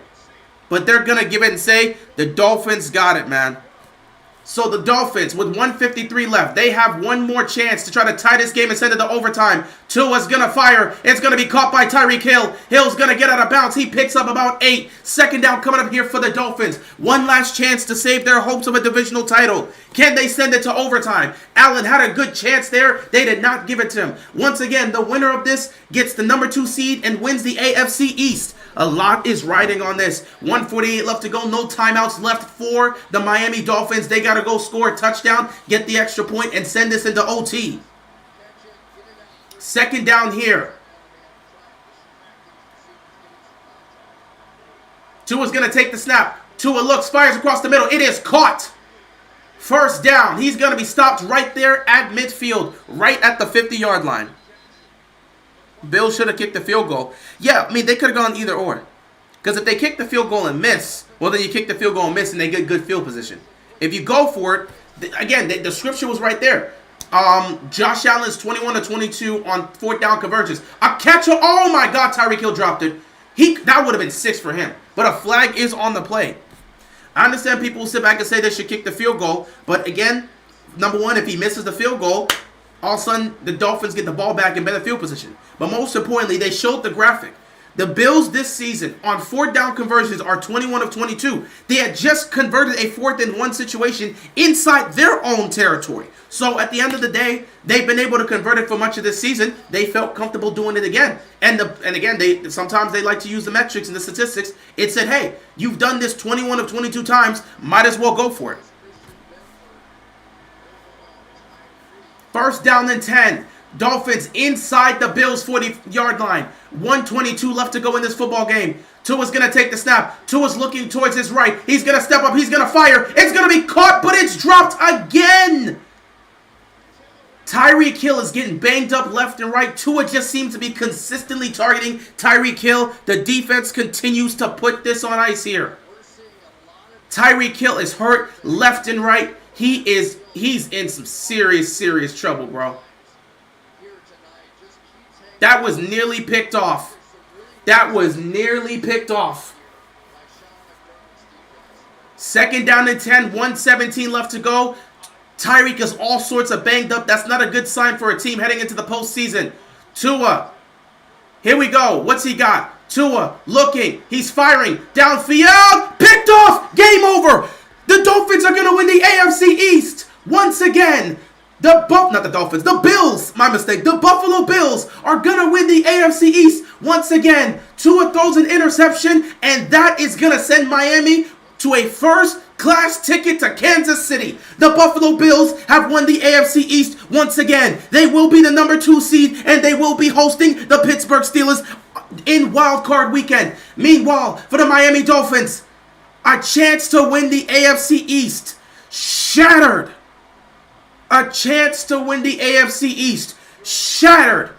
Games they shouldn't have lost down the stretch, they lost it. And now, you sit back and you look and you realize they've lost the division. They've lost the division. They're dealing with injuries. Tyreek Hill's banged up, and now they got to go to Kansas City. What a complete and utter collapse for the Miami Dolphins. My God. The Bills are going to win the division. The Bills are going to win the division. They're going to get the number 2 seed. And the Miami Dolphins may have just played their final home game of the season.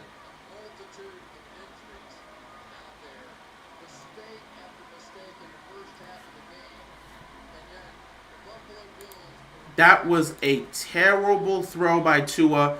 I don't even know what he was thinking. Dolphins fans are they're in shambles right now. What a collapse for them. They had a chance at the 1 seed and to win the division, just for them to fail, miss out on the 1 seed because they got blown out, and then lose out on the division. Oh my God.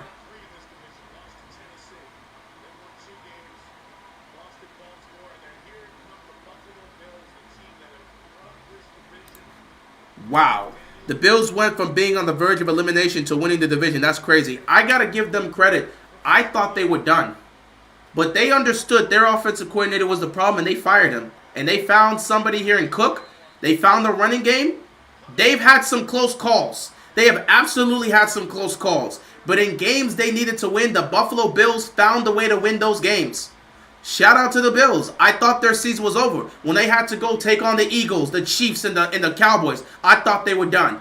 They found a way to beat the Chiefs, and they found a way to beat the Chiefs, and they blew out the Cowboys. When that happened, I knew they had a real legitimate shot. Not to mention, Miami was collapsing. Miami's on a reel right now. If I'm a Dolphins fan, I can't be happy with what I'm seeing. Tyreek Hill's banged up left and right. I don't even know if he's going to be healthy for the playoff game. Mostert, who knows what's going to happen to him. Defense all over is collapsing for Miami. Miami's battered and beaten, and I don't know what they can do, man. They might not have Tyreek next week. He's limping all over the field. We don't even know if Tyreek Hill's going to play next week. He is so banged up right now. He's just out there off of pure will. And, well, that's pretty much how that is, bro. With this victory, the Buffalo Bills will claim the number 2 seed in the AFC. They have won the AFC East, and they will host a playoff game against the Pittsburgh Steelers next week. As for Miami, this could very well be the final game of your season at home. You are booking a first-class ticket to Kansas City. We'll see you next week. Also, with that being said, ladies and gentlemen, the 2023-2024 regular season has officially come to an end. We have our playoff teams in the AFC. The 1 seed, the Baltimore Ravens. The 2 seed, the Buffalo Bills. The 3 seed, the Kansas City Chiefs. The 4 seed, the Houston Texans. The 5 seed, the Cleveland Browns. The 6 seed, the Miami Dolphins. And the 7 seed, the Pittsburgh Steelers. Meanwhile, in the NFC, we've got the Niners at the 1 seed, the Cowboys at the 2 seed, the Lions at the 3 seed.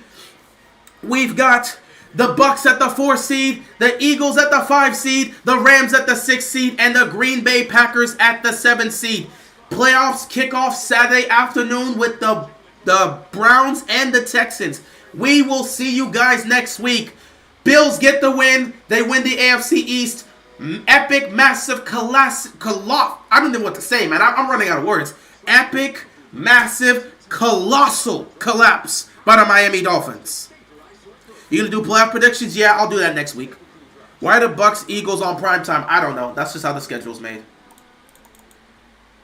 Either way, man, next week is gonna be very interesting. Oh, also, apparently they just shared this with us.